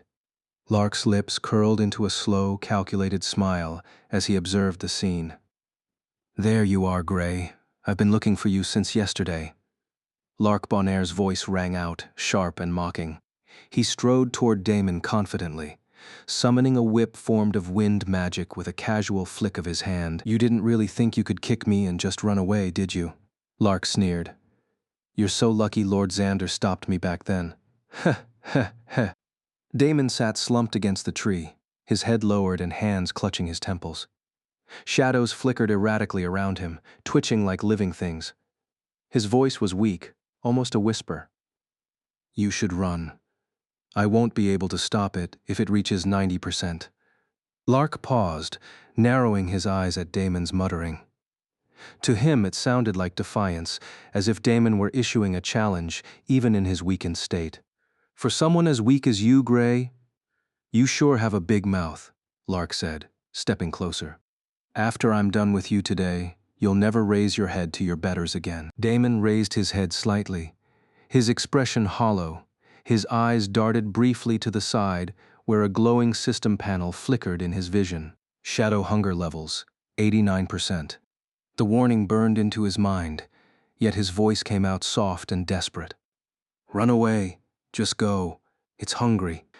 Lark's expression turned colder, his irritation mounting. "Still mouthing off, huh? Today, no one will save you from me." He raised his leg and kicked Damon in the side, sending him sprawling onto the forest floor. Damon landed in a heap, dry leaves sticking to his clothes. He didn't even try to dodge, lying still where he fell. Lark's lips curled into a cruel grin. "Oh, now you're pathetic. Let's make this lesson stick." He followed up with another kick, this one driving into Damon's stomach. The force made Damon cough, but he remained limp, his body barely reacting. "You dare to kick me in the groin, me, Lark Bonaire?" Lark spat, his voice rising with rage. "After I threw you into that ravine, you should have stayed dead. But no, you came back, insulted me in front of Lord Xander, and now you think you're someone? You deserve to die." With a sadistic laugh, he raised his whip and brought it down on Damon's back. The wind magic sliced through Damon's shirt, leaving thin lines of blood on his skin. Damon's eyes grew colder, his body trembling not from the pain of Lark's strikes, but from the overwhelming flood of sensory information assaulting him. His head pounded as shadows whispered incoherently around him, drowning out everything else. His voice was barely audible as he muttered, "I'm so tired. I'm so hungry." And then, it happened. Ding! The sound echoed in Damon's mind, cutting through the chaos. Shadow hunger levels, 90%. Shadow has become ravenous. All stats are drastically amplified. A sudden surge of power coursed through him, and his shadow twisted violently, wrapping around his body like a living entity. Damon's form disappeared, as the shadow consumed him entirely, reshaping his body into a monstrous figure. His hands elongated into razor-sharp claws, his mouth filled with jagged teeth, and his eyes vanished, replaced by the void of pure darkness. He stood, a hulking, shadowy creature radiating an aura of malevolent hunger. The transformation was instantaneous. Lark took a step back, his bravado melting into wide-eyed terror as he stared at the abomination before him. "Guy Gray, what's happening?" he stammered, his voice trembling. The shadow creature tilted its head, emitting a low, guttural growl that resonated through the forest. Its movements were erratic yet deliberate, exuding raw, predatory power. Driven by instinct, Lark lashed out with his wind magic, sending a slicing gust toward the creature. But the attack dissipated against its form, utterly ineffective. The shadow struck back, its clawed hand darting out and grabbing Lark's arm. With a sickening crunch, it crushed the bones in his wrist. "Arag!" Lark's scream echoed through the forest as he crumpled in pain, his right arm hanging mangled at his side. The shadow released him, letting his body drop, but its dark form trembled with sadistic laughter at his agony. Lark, realizing his attacks were futile, scrambled to flee, activating wind magic to propel himself away. But the shadow was faster. With an inhuman speed, it darted between the trees and appeared above him. A clawed hand slammed Lark's face into the ground, dragging him across the forest floor. His face scraped against rocks and roots, leaving him bloodied and broken.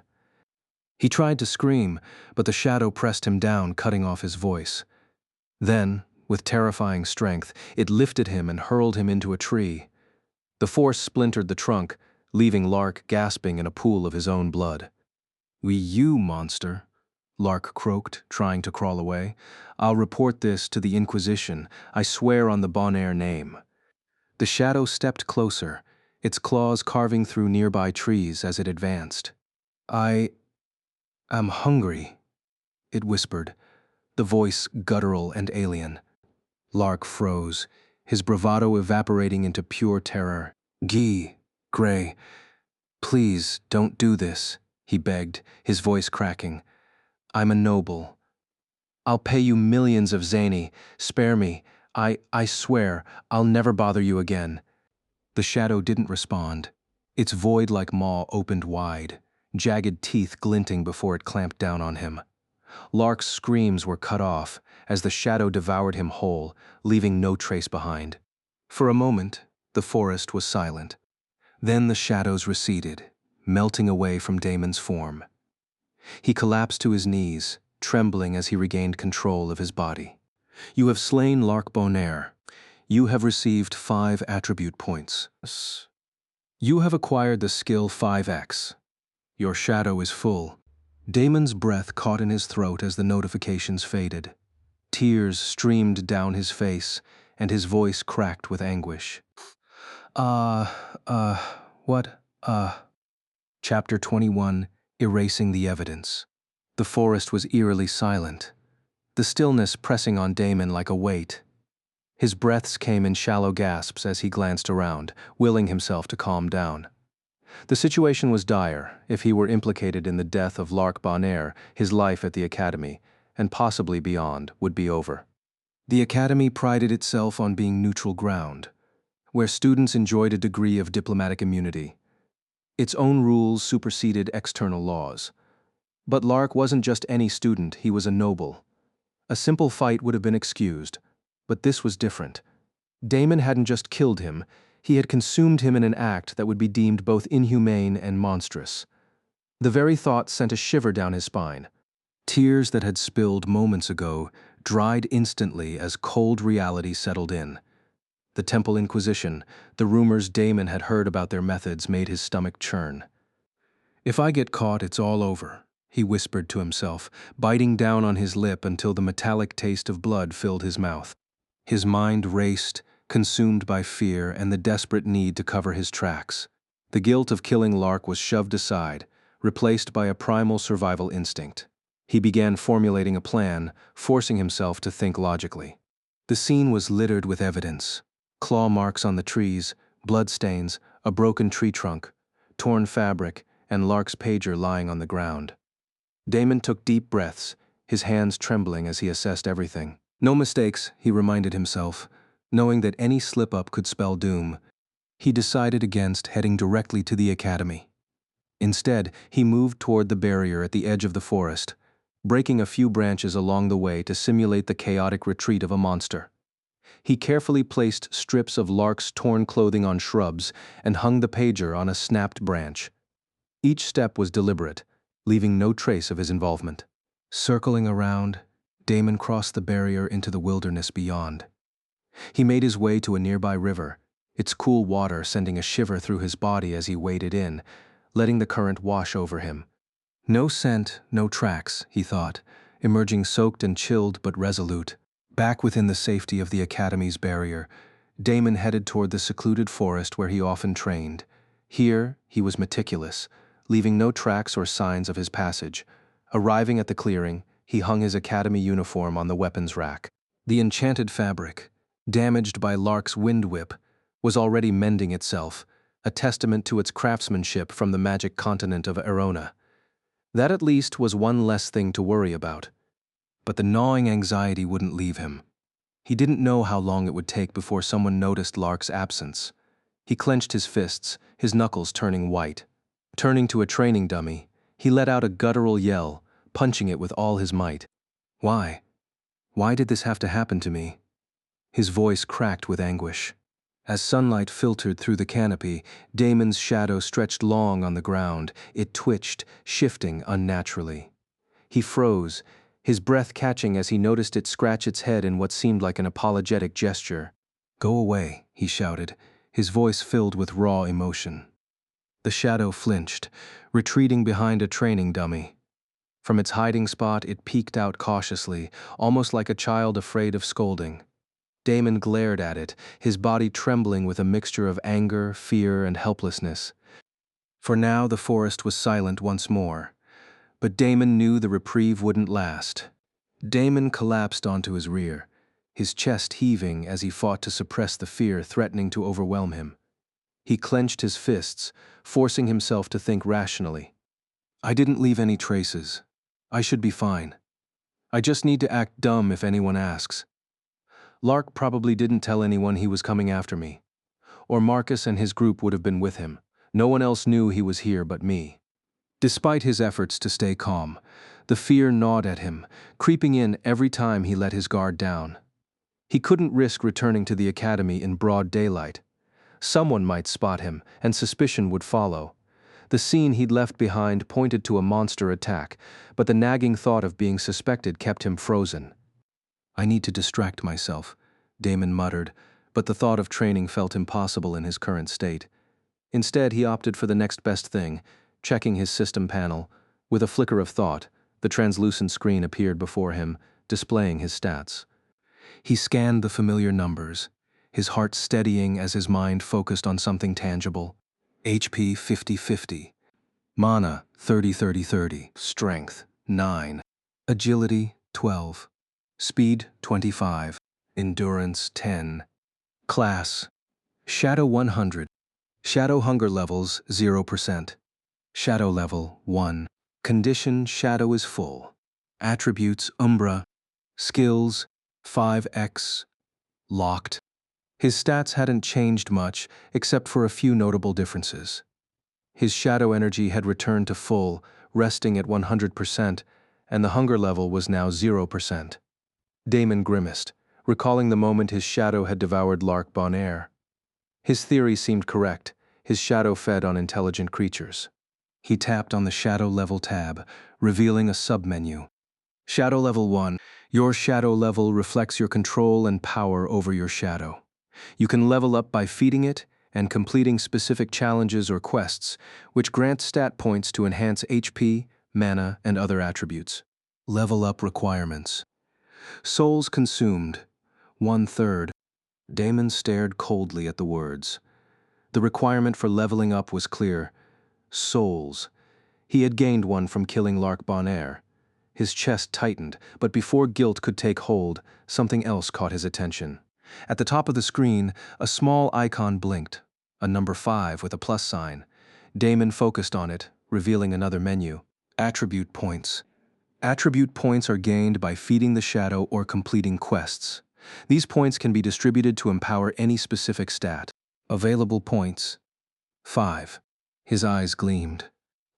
So I can use this to increase any stat? He murmured. He thought for a moment, then decided.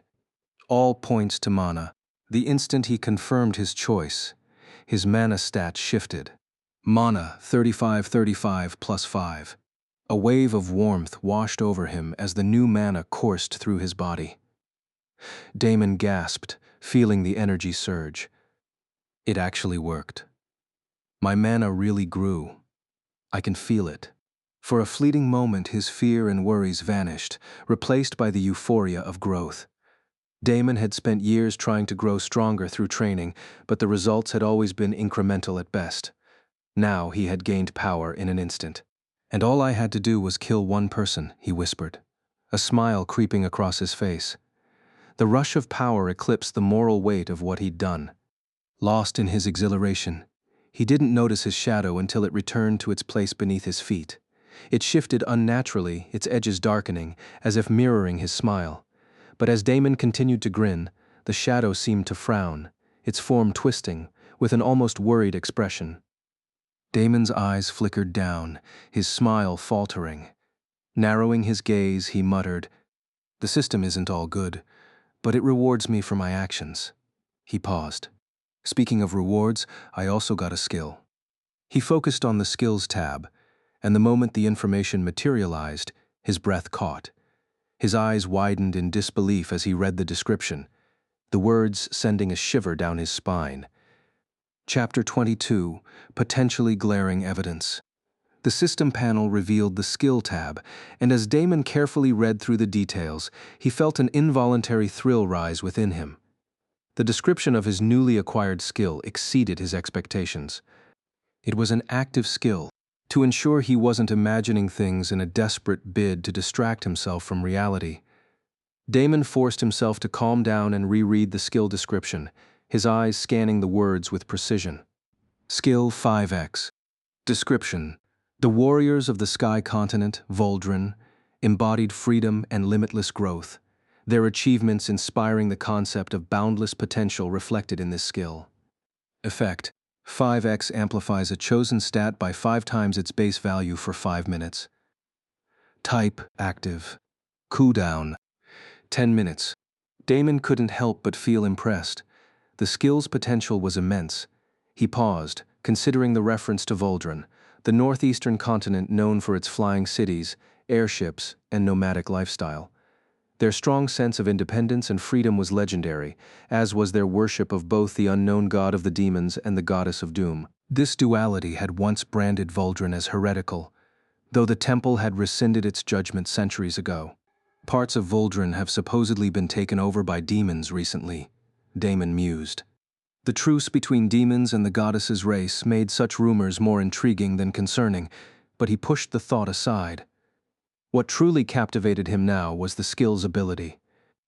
5X amplifies a chosen stat by 5 times its base value for 5 minutes. He glanced at his stats again, his attention drawn to his mana. It had always been a source of shame, far too low to perform adequately in class.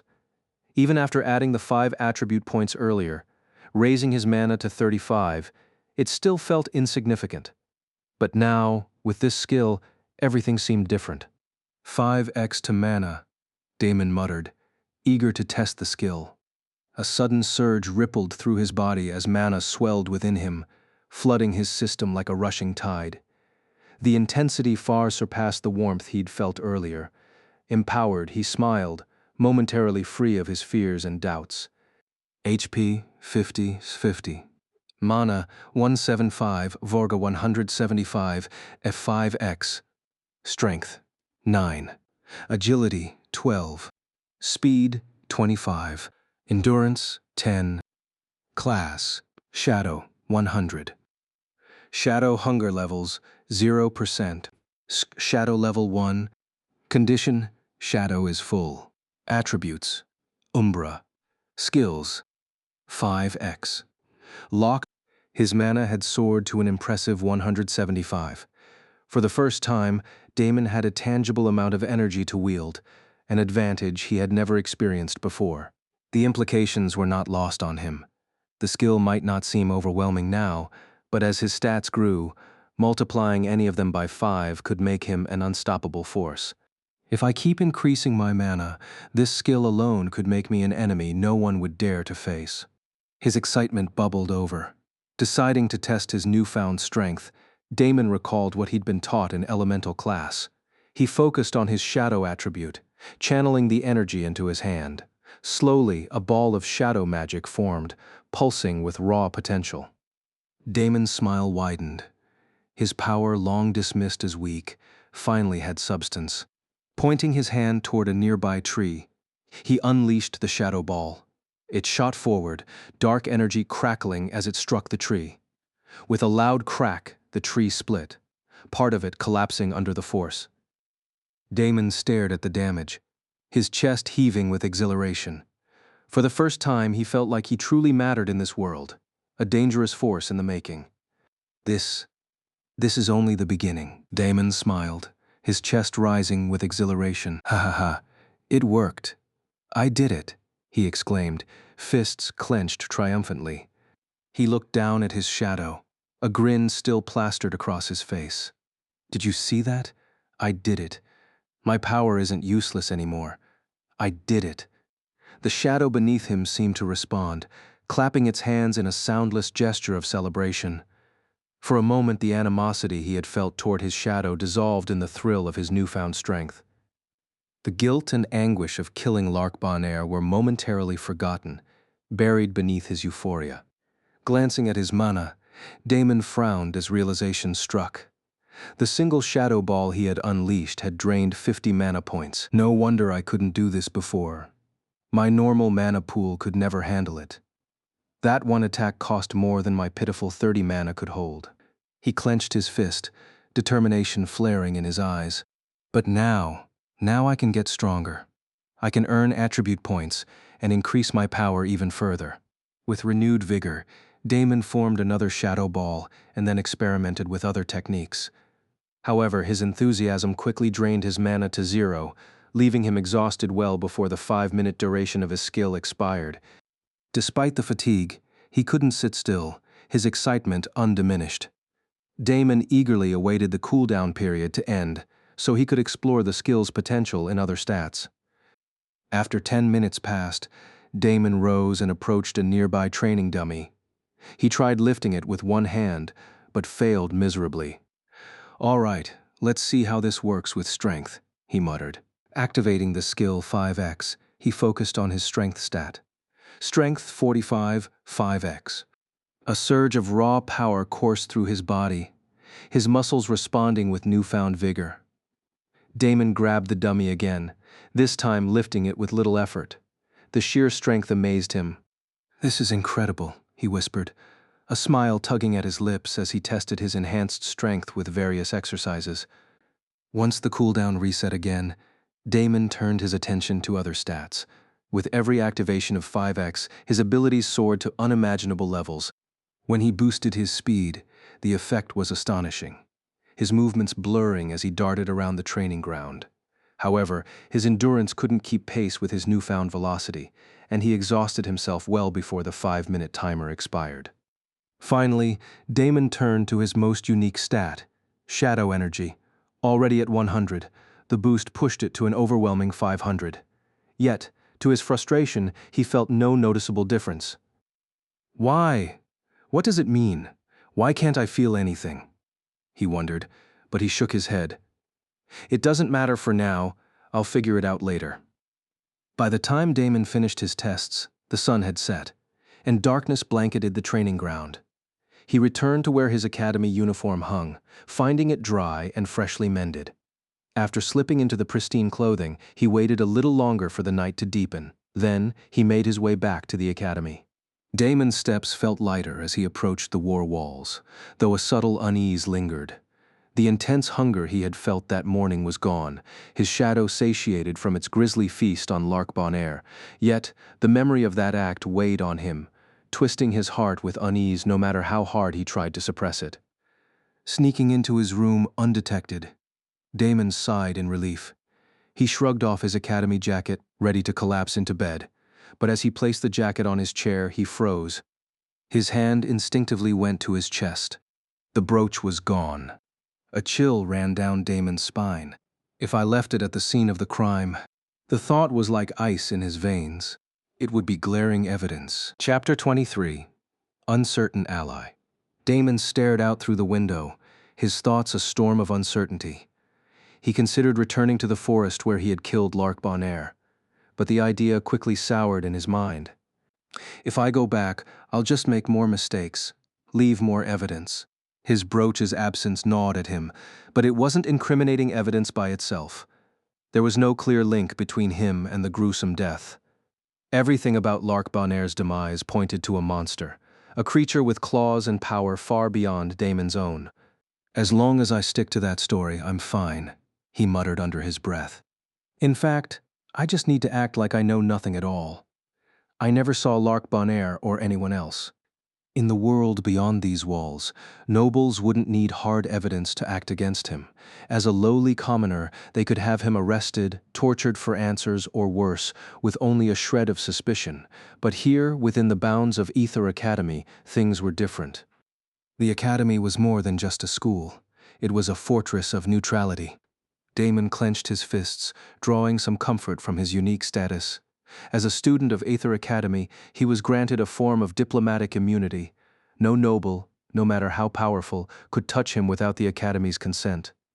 This sanctuary extended to all students, regardless of their origins, because Aether Academy was a melting pot of cultures and nations, drawing youths from every corner of the world of Aetheris. The Academy was nestled within Soltheon, the war continent, specifically in the empire of Valtheron. Its proximity to Valerion, the imperial capital, lent it an air of prestige. Located on neutral ground known as Athor's Sanctuary, Aether Academy stood as a beacon of unity amid a fractured world. Here, young warriors trained to combat the demonic scourge that plagued the land. Although the current ceasefire provided a fragile reprieve, the Academy's purpose was clear: to prepare its students for the endless war that could reignite at any moment. Damon exhaled deeply, the tension in his chest easing slightly. As long as he remained a student, his status as a commoner mattered little within the Academy's meritocratic system, at least on the surface. He knew segregation lingered in subtler forms. Nobles still found ways to exert their influence, but Aether Academy offered a rare opportunity where talent could overshadow bloodline. Although segregation still exists, he thought grimly, graduating from Aether Academy wasn't just an achievement, it was a gateway to greatness. For commoners and nobles alike, graduating meant access to unparalleled opportunities. Positions of power, influence, and unimaginable wealth awaited those who completed their training. Even the Empire's elites aspired to graduate, and the Academy welcomed all who showed the talent and resolved to survive its rigorous trials. It was a brutal proving ground where not everyone made it to the end. Students often died during their training, but those who endured left their mark on the world, their names etched into history. Damon's resolve hardened as he thought about what graduation would mean for him. The scholarship funds the Academy provided were a lifeline, but it was more than just money keeping him here. If I make it to graduation, every door of opportunity will open for me. I just have to survive. For Damon, survival wasn't just about staying alive. It was about playing the game, making the right moves, and ensuring that his past stayed buried, along with Lark Bonaire. Damon clenched his fists, his heart pounding with a mix of fear and defiance. The Academy wouldn't want Lark's death to become public knowledge, not yet. It would compromise their independence, their image. He spoke aloud to steady his thoughts, which means they won't make it public right away. Even if the Academy decided to address the matter, they would spin it into a narrative that wouldn't tarnish their reputation. Damon's mind raced, analyzing every possible angle. Lark's powerful family, the temple's potential involvement, the political ramifications. He lacked crucial information, and it gnawed at him. He gritted his teeth, frustration bubbling beneath the surface. For now, I just need to lay low. No need to change my routine. Damon made up his mind. He'd feign ignorance if the matter of his brooch came up, brushing it off as an innocent loss. He took a deep breath, attempting to steady the turmoil within him. I don't regret it, he thought fiercely. Lark Bonaire deserved what he got. He oppressed me, mocked me, treated me like I was less than dirt. His teeth clenched so tightly that he tasted blood. This is justice, he muttered, his voice trembling with both conviction and doubt. I only destroyed my oppressor. He raised his head, steeling himself. My shadow will need more if I'm going to survive. I need power, and I can't get it through normal means. The thought of Luna crossed his mind, her image rekindling his resolve. Even if not for myself, I have to do this for her. He walked to the window, staring into the darkness. I must stay ahead of them at all times, he whispered. The brooch's disappearance still loomed over him, but his fear was slowly being replaced by an icy resolve. He would do whatever it took to survive in this merciless world. His thoughts shifted to the upcoming mid-semester evaluation, a trial that loomed like an executioner's blade. If I don't make the top 10, I'll be expelled. That bastard Professor Cale Blackthorne will make sure of it. Damon's fists tightened. I can't let that happen. I need to figure out where my shadow's next meal will come from and find a long-term solution to feed it. I need to be ready. The clock was ticking, and Damon knew the Academy's investigation might uncover something eventually. Still, he had time he'd use wisely. I'll use this system and my shadow to the fullest, he vowed, glancing at the dark figure at his side. The shadow responded, nodding its head in silent applause before giving him a thumbs up. Damon's lips twisted into a grim smile. You're not exactly my ally, are you? But you're not my enemy either. So help me. Help me become stronger. Help me seize my fate. Help me devour to gain strength. The shadow swirled around him in a silent, sinister affirmation. Damon stood silently in his dorm room, the suffocating fear replaced by cold, unyielding resolve. The night deepened, but Damon didn't rest. He sat at his desk, pulling out a stack of books and opening them in the dim light. His eyes scanned the pages hungrily. Knowledge is one of the keys to open the door of power, he murmured, his voice low and determined. With that, Damon began to read, immersing himself in the darkness of the night and the knowledge of the world, preparing himself for the trials ahead. Chapter 24. No, you may not. Damon saw the first light of dawn creeping through his window, casting a pale, golden glow across his room. His face remained buried in the books he'd borrowed from the library, where he'd been reading tirelessly through the night. The darkness that had shrouded the room earlier was no hindrance to him now, thanks to his newfound vision that rendered light unnecessary. Even in the absence of illumination, he could clearly see every word on the pages, every corner of his room. As dawn brightened the space, Damon's gaze shifted toward his shadow. It had spent the night skidding across the room, flitting from corner to corner like a restless sentinel on patrol. He yawned, exhaustion setting in after a sleepless night. I can't afford to miss class again, he thought, rubbing his eyes. Missing yesterday had already put him on edge. Another absence might start drawing attention, and that was the last thing he needed. Still, the nagging worry crept in. His absence could implicate him, couldn't it? No, he muttered, shaking his head. I can't let myself second-guess everything. If I do, my heart will give out long before they catch me. He clung to the belief that there was no evidence tying him to Lark Bonaire. There couldn't be. He had been too careful. Damon walked into the bathroom and washed up. The cold water splashing against his face helped chase away some of the lingering fatigue. Afterward, he dressed in his crisp, clean uniform, neatly folding and tossing his soiled clothes into the laundry basket. The maids would take care of it on laundry day, as always. As he stepped into the hallway, his eyes caught a flash of red hair. There, walking down the corridor, was a stunning girl with striking crimson locks that shimmered even in the dim morning light. Her posture and gait were regal, exuding confidence and authority. Damon didn't even need to see her face to know who she was, Lilith Astronova, the second-year student council president. "What's she doing on this floor?" he muttered under his breath. Second years had their own floor, far removed from his. There was no reason she should be here. But Damon shook his head, dismissing the thought. Not my problem. Except, is she here to investigate? Narrowing his eyes, he turned in the opposite direction, took the elevator down, and headed for the dining hall. Breakfast was light, barely enough to stave off his hunger, but it didn't matter. He wasn't in the mood to eat anyway. Finishing quickly, Damon left for his first class of the day, potion brewing. When he arrived, only a handful of students were present. Perfect. Damon found a quiet corner where he could blend into the background, avoiding any unnecessary attention. As he sat, his ears perked up, hoping to catch whispers of rumors or clues about Lark Bonaire. Most of it was mundane chatter, the typical gossip that floated around the academy, but then a name caught his attention. Lark. Damon's eyes shifted toward a group of students. It was Xander Ravenscroft and his friends. Their voices were hushed, just out of earshot. "I can't hear them," Damon muttered, irritation creeping in. His unease grew. "I killed Lark Bonaire. What if they know?" His shadow, which had been idly shifting nearby, suddenly waved at him.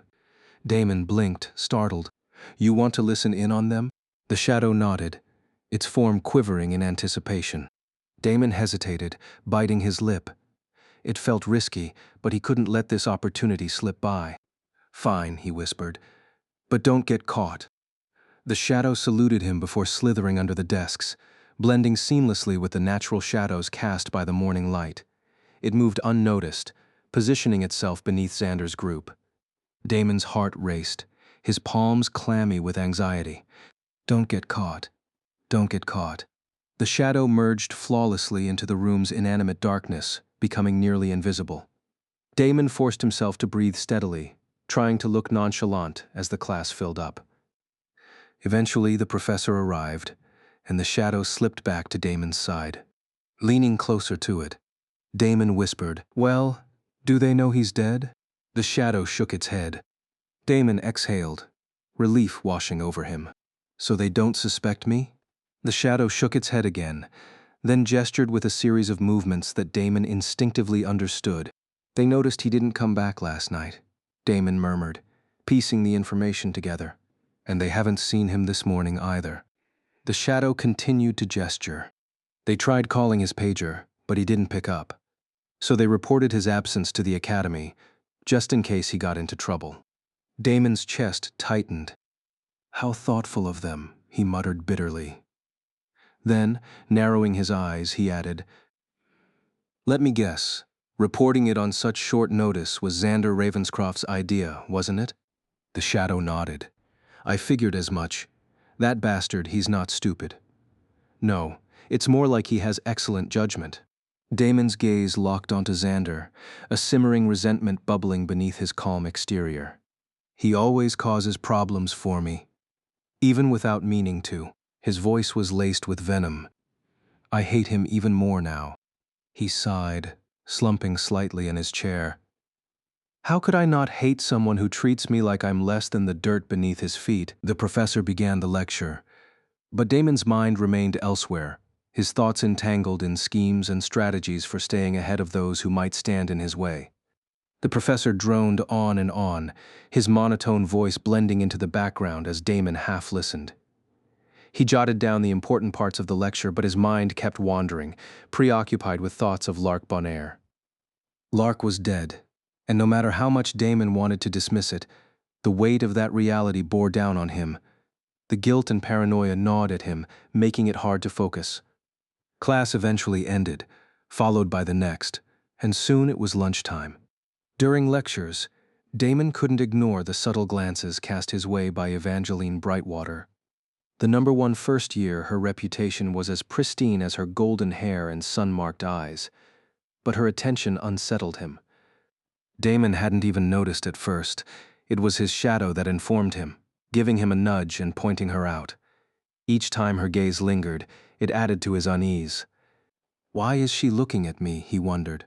The cafeteria was crowded as always, the hum of voices and clatter of trays filling the air. Damon, however, didn't need to worry about finding a seat. He headed straight to the more exclusive section reserved for nobles and top-ranking students. When he arrived, he spotted Xander Ravenscroft and his group occupying a table near the center. Their laughter and animated conversation grated on his nerves, but Damon didn't stop. He walked past them, his gaze fixed on the table at the farthest corner, secluded and quiet, just the way he preferred. Reaching the table, Damon sat down. It was only then that he realized he hadn't grabbed any food. But the thought of weaving through the bustling cafeteria unsettled him further. Instead, he pressed a button discreetly embedded into the table, summoning a maid. When she arrived, he ordered something light. As he waited, Damon could hear the murmurs of other nobles nearby, their whispers sharp and cutting. "Did you see what he did yesterday?" one whispered. "He's a beast," another scoffed. Damon ignored them, though their words rekindled the memory of yesterday's incident. His shadow had been hungry, ravenous in fact, and he had lost control, acting in a way that was less than human. The aftermath had earned him disdainful looks and cruel remarks, but Damon refused to let their judgment affect him. His food arrived shortly after, and he started eating in silence, savoring the calm of his corner. But that peace didn't last long. The cafeteria gradually fell silent, the bustling noise replaced by an eerie stillness. Damon glanced up, his fork hovering mid-air, and found himself staring at Evangeline Brightwater. She stood directly in front of him, her flawless appearance almost glowing in the soft cafeteria light. Her expression was composed, but her eyes held a quiet intensity as she addressed him. "May I sit here?" she asked politely, her voice calm yet firm. Damon frowned, setting his fork down. He met her gaze, unflinching. "No, you may not." His tone was cold, leaving no room for negotiation. Chapter 25. Be My Partner. Evangeline Brightwater stepped into the bustling cafeteria, her presence commanding immediate attention. The vibrant hum of conversation began to quiet as her gaze swept across the room. She didn't falter, walking with the unshaken poise expected of someone of her stature. Her eyes sought out one table, at the far edge of the cafeteria, where a lone figure sat. Damon Gray. She had learned his name earlier after a brief inquiry. Something about him had caught her interest. As she made her way forward, the silence followed her like a wave. By the time she reached the center of the cafeteria, Xander Ravenscroft had noticed her approach. He turned to his group, gesturing for them to give him space. They complied without hesitation, leaving him standing at the now empty table. Xander stood to greet her, his confidence unwavering. "Lady Brightwater, would you like to have lunch with me?" he asked, a polite smile on his face. But Evangeline didn't even glance in his direction. She walked past him, her eyes locked on the table at the far corner. Damon's table. Xander blinked, stunned. The murmurs that rose among his group were quickly drowned out by the whispering of the other students. Evangeline stopped in front of Damon's table, her graceful presence a stark contrast to the dark-haired boy sitting alone. Damon didn't notice her at first. His focus on the food in front of him, he lazily stabbed a piece of food with his fork, only to pause and glance up. His black eyes met hers, and his expression hardened into a cold frown. Evangeline's gaze held steady, her intensity unwavering. "May I sit here?" she asked. Damon's tone was sharp, his response immediate. "No, you may not." Evangeline blinked, taken aback by his bluntness. In noble society, such a dismissal was unthinkably rude. Her hesitation lasted only a moment before she did something equally unexpected. Without a word, she took the seat opposite him. Damon's glare deepened. "By the goddess." What is wrong with this girl? Didn't I say no? The cafeteria was abuzz now. Whispers filled the room as students gawked at the scene. Evangeline Brightwater, the #1 first year, sitting with Damon Gray, the one who barely scraped by in his classes. It was an unusual pairing that had everyone talking. I don't need this kind of attention, Damon thought grimly. He had been doing his best to keep a low profile, and this was exactly the kind of spectacle he wanted to avoid. As if the situation couldn't get worse, he felt a sharp gaze drilling into him. He turned and saw Xander Ravenscroft glaring at him from across the room, his expression a mix of confusion and anger. Damon's lips twitched. Ah, that's right. Xander has a crush on this girl, doesn't he? Damon allowed himself a small, amused smile. It was short-lived, though, as he turned his attention back to Evangeline. What do you want, Evangeline Brightwater? He asked flatly. She straightened slightly, her composure unshaken. Yes, Sir Damon. I wanted to talk about yesterday. His brow furrowed in confusion. Sir Damon, what is up with this girl? Her words gave him pause, especially the mention of yesterday. Could it be? No. She doesn't seem like she knows about Lark, so what could she possibly want? Evangeline waited for him to speak, but when he didn't, she hesitantly continued. Yesterday you... What about yesterday? Get straight to the point. Damon cut her off, his tone impatient. Evangeline reached into her uniform jacket and pulled out a small object, placing it on the table. Damon's eyes flicked down to it, and his breath caught. You dropped your brooch yesterday, she explained softly. I was trying to return it to you. The sight of the silver brooch, engraved with a rune of probation, made his heart lurch. For a moment he'd feared he'd left it at the scene of Lark Bonaire's death. But no, he must have dropped it during his brief and vague encounter with Evangeline yesterday. A wave of relief washed over him, and he let out an involuntary sigh. He reached for the brooch and pinned it back onto his chest. Is that all? He asked curtly, his tone guarded once more. Evangeline blinked, caught off guard by his abruptness. She nodded slightly. Yes, that's all. Damon didn't thank her. Instead, he leaned back in his seat, dismissing her with his cold demeanor, but as the cafeteria buzzed with whispers once again, he couldn't shake the feeling that this wasn't the last time Evangeline Brightwater would insert herself into his life. And of course she wasn't done. Evangeline frowned. She had approached Damon with good intentions, yet he remained rude and standoffish. She sighed, deciding to brush it off. After all, he was strong, very strong. She had thought herself the strongest first-year student until the day he defeated her, and it wasn't even common knowledge that he possessed such power. Her gaze drifted to where Damon sat in a secluded corner of the cafeteria. He must be a very humble person who doesn't like attention, she thought to herself. If Damon knew her thoughts, he would have face-palmed at the absurdity. If anything, he felt anxious around her. The gap in power between them was astronomical, and he knew he stood no chance against her if it came down to a real fight. His words were nothing but bravado, a thin shield to protect his fragile pride. Why isn't she leaving? Damon thought irritably, watching her push a button to summon a maid. Evangeline ordered her lunch and then turned her attention back to Damon. Evangeline Brightwater, Damon said sharply. I believe you've already returned my brooch. You can leave now. You have no more business with me. Evangeline shook her head, her voice calm. I'm already here. I might as well eat. Besides, I still have something I want to ask you. Damon's heart skipped a beat. He couldn't help but think back to Lark, the guilt still fresh in his mind. Does she know? No, she couldn't. He reassured himself, though the doubt lingered. The maid returned with Evangeline's food, and she began eating. Damon's attention flickered to the students around them. All eyes were on their table, especially Xander Ravenscroft's. Oddly, seeing Xander seethe with jealousy brought Damon some satisfaction. Now then, Evangeline Brightwater, Damon said, his voice cutting through the silence.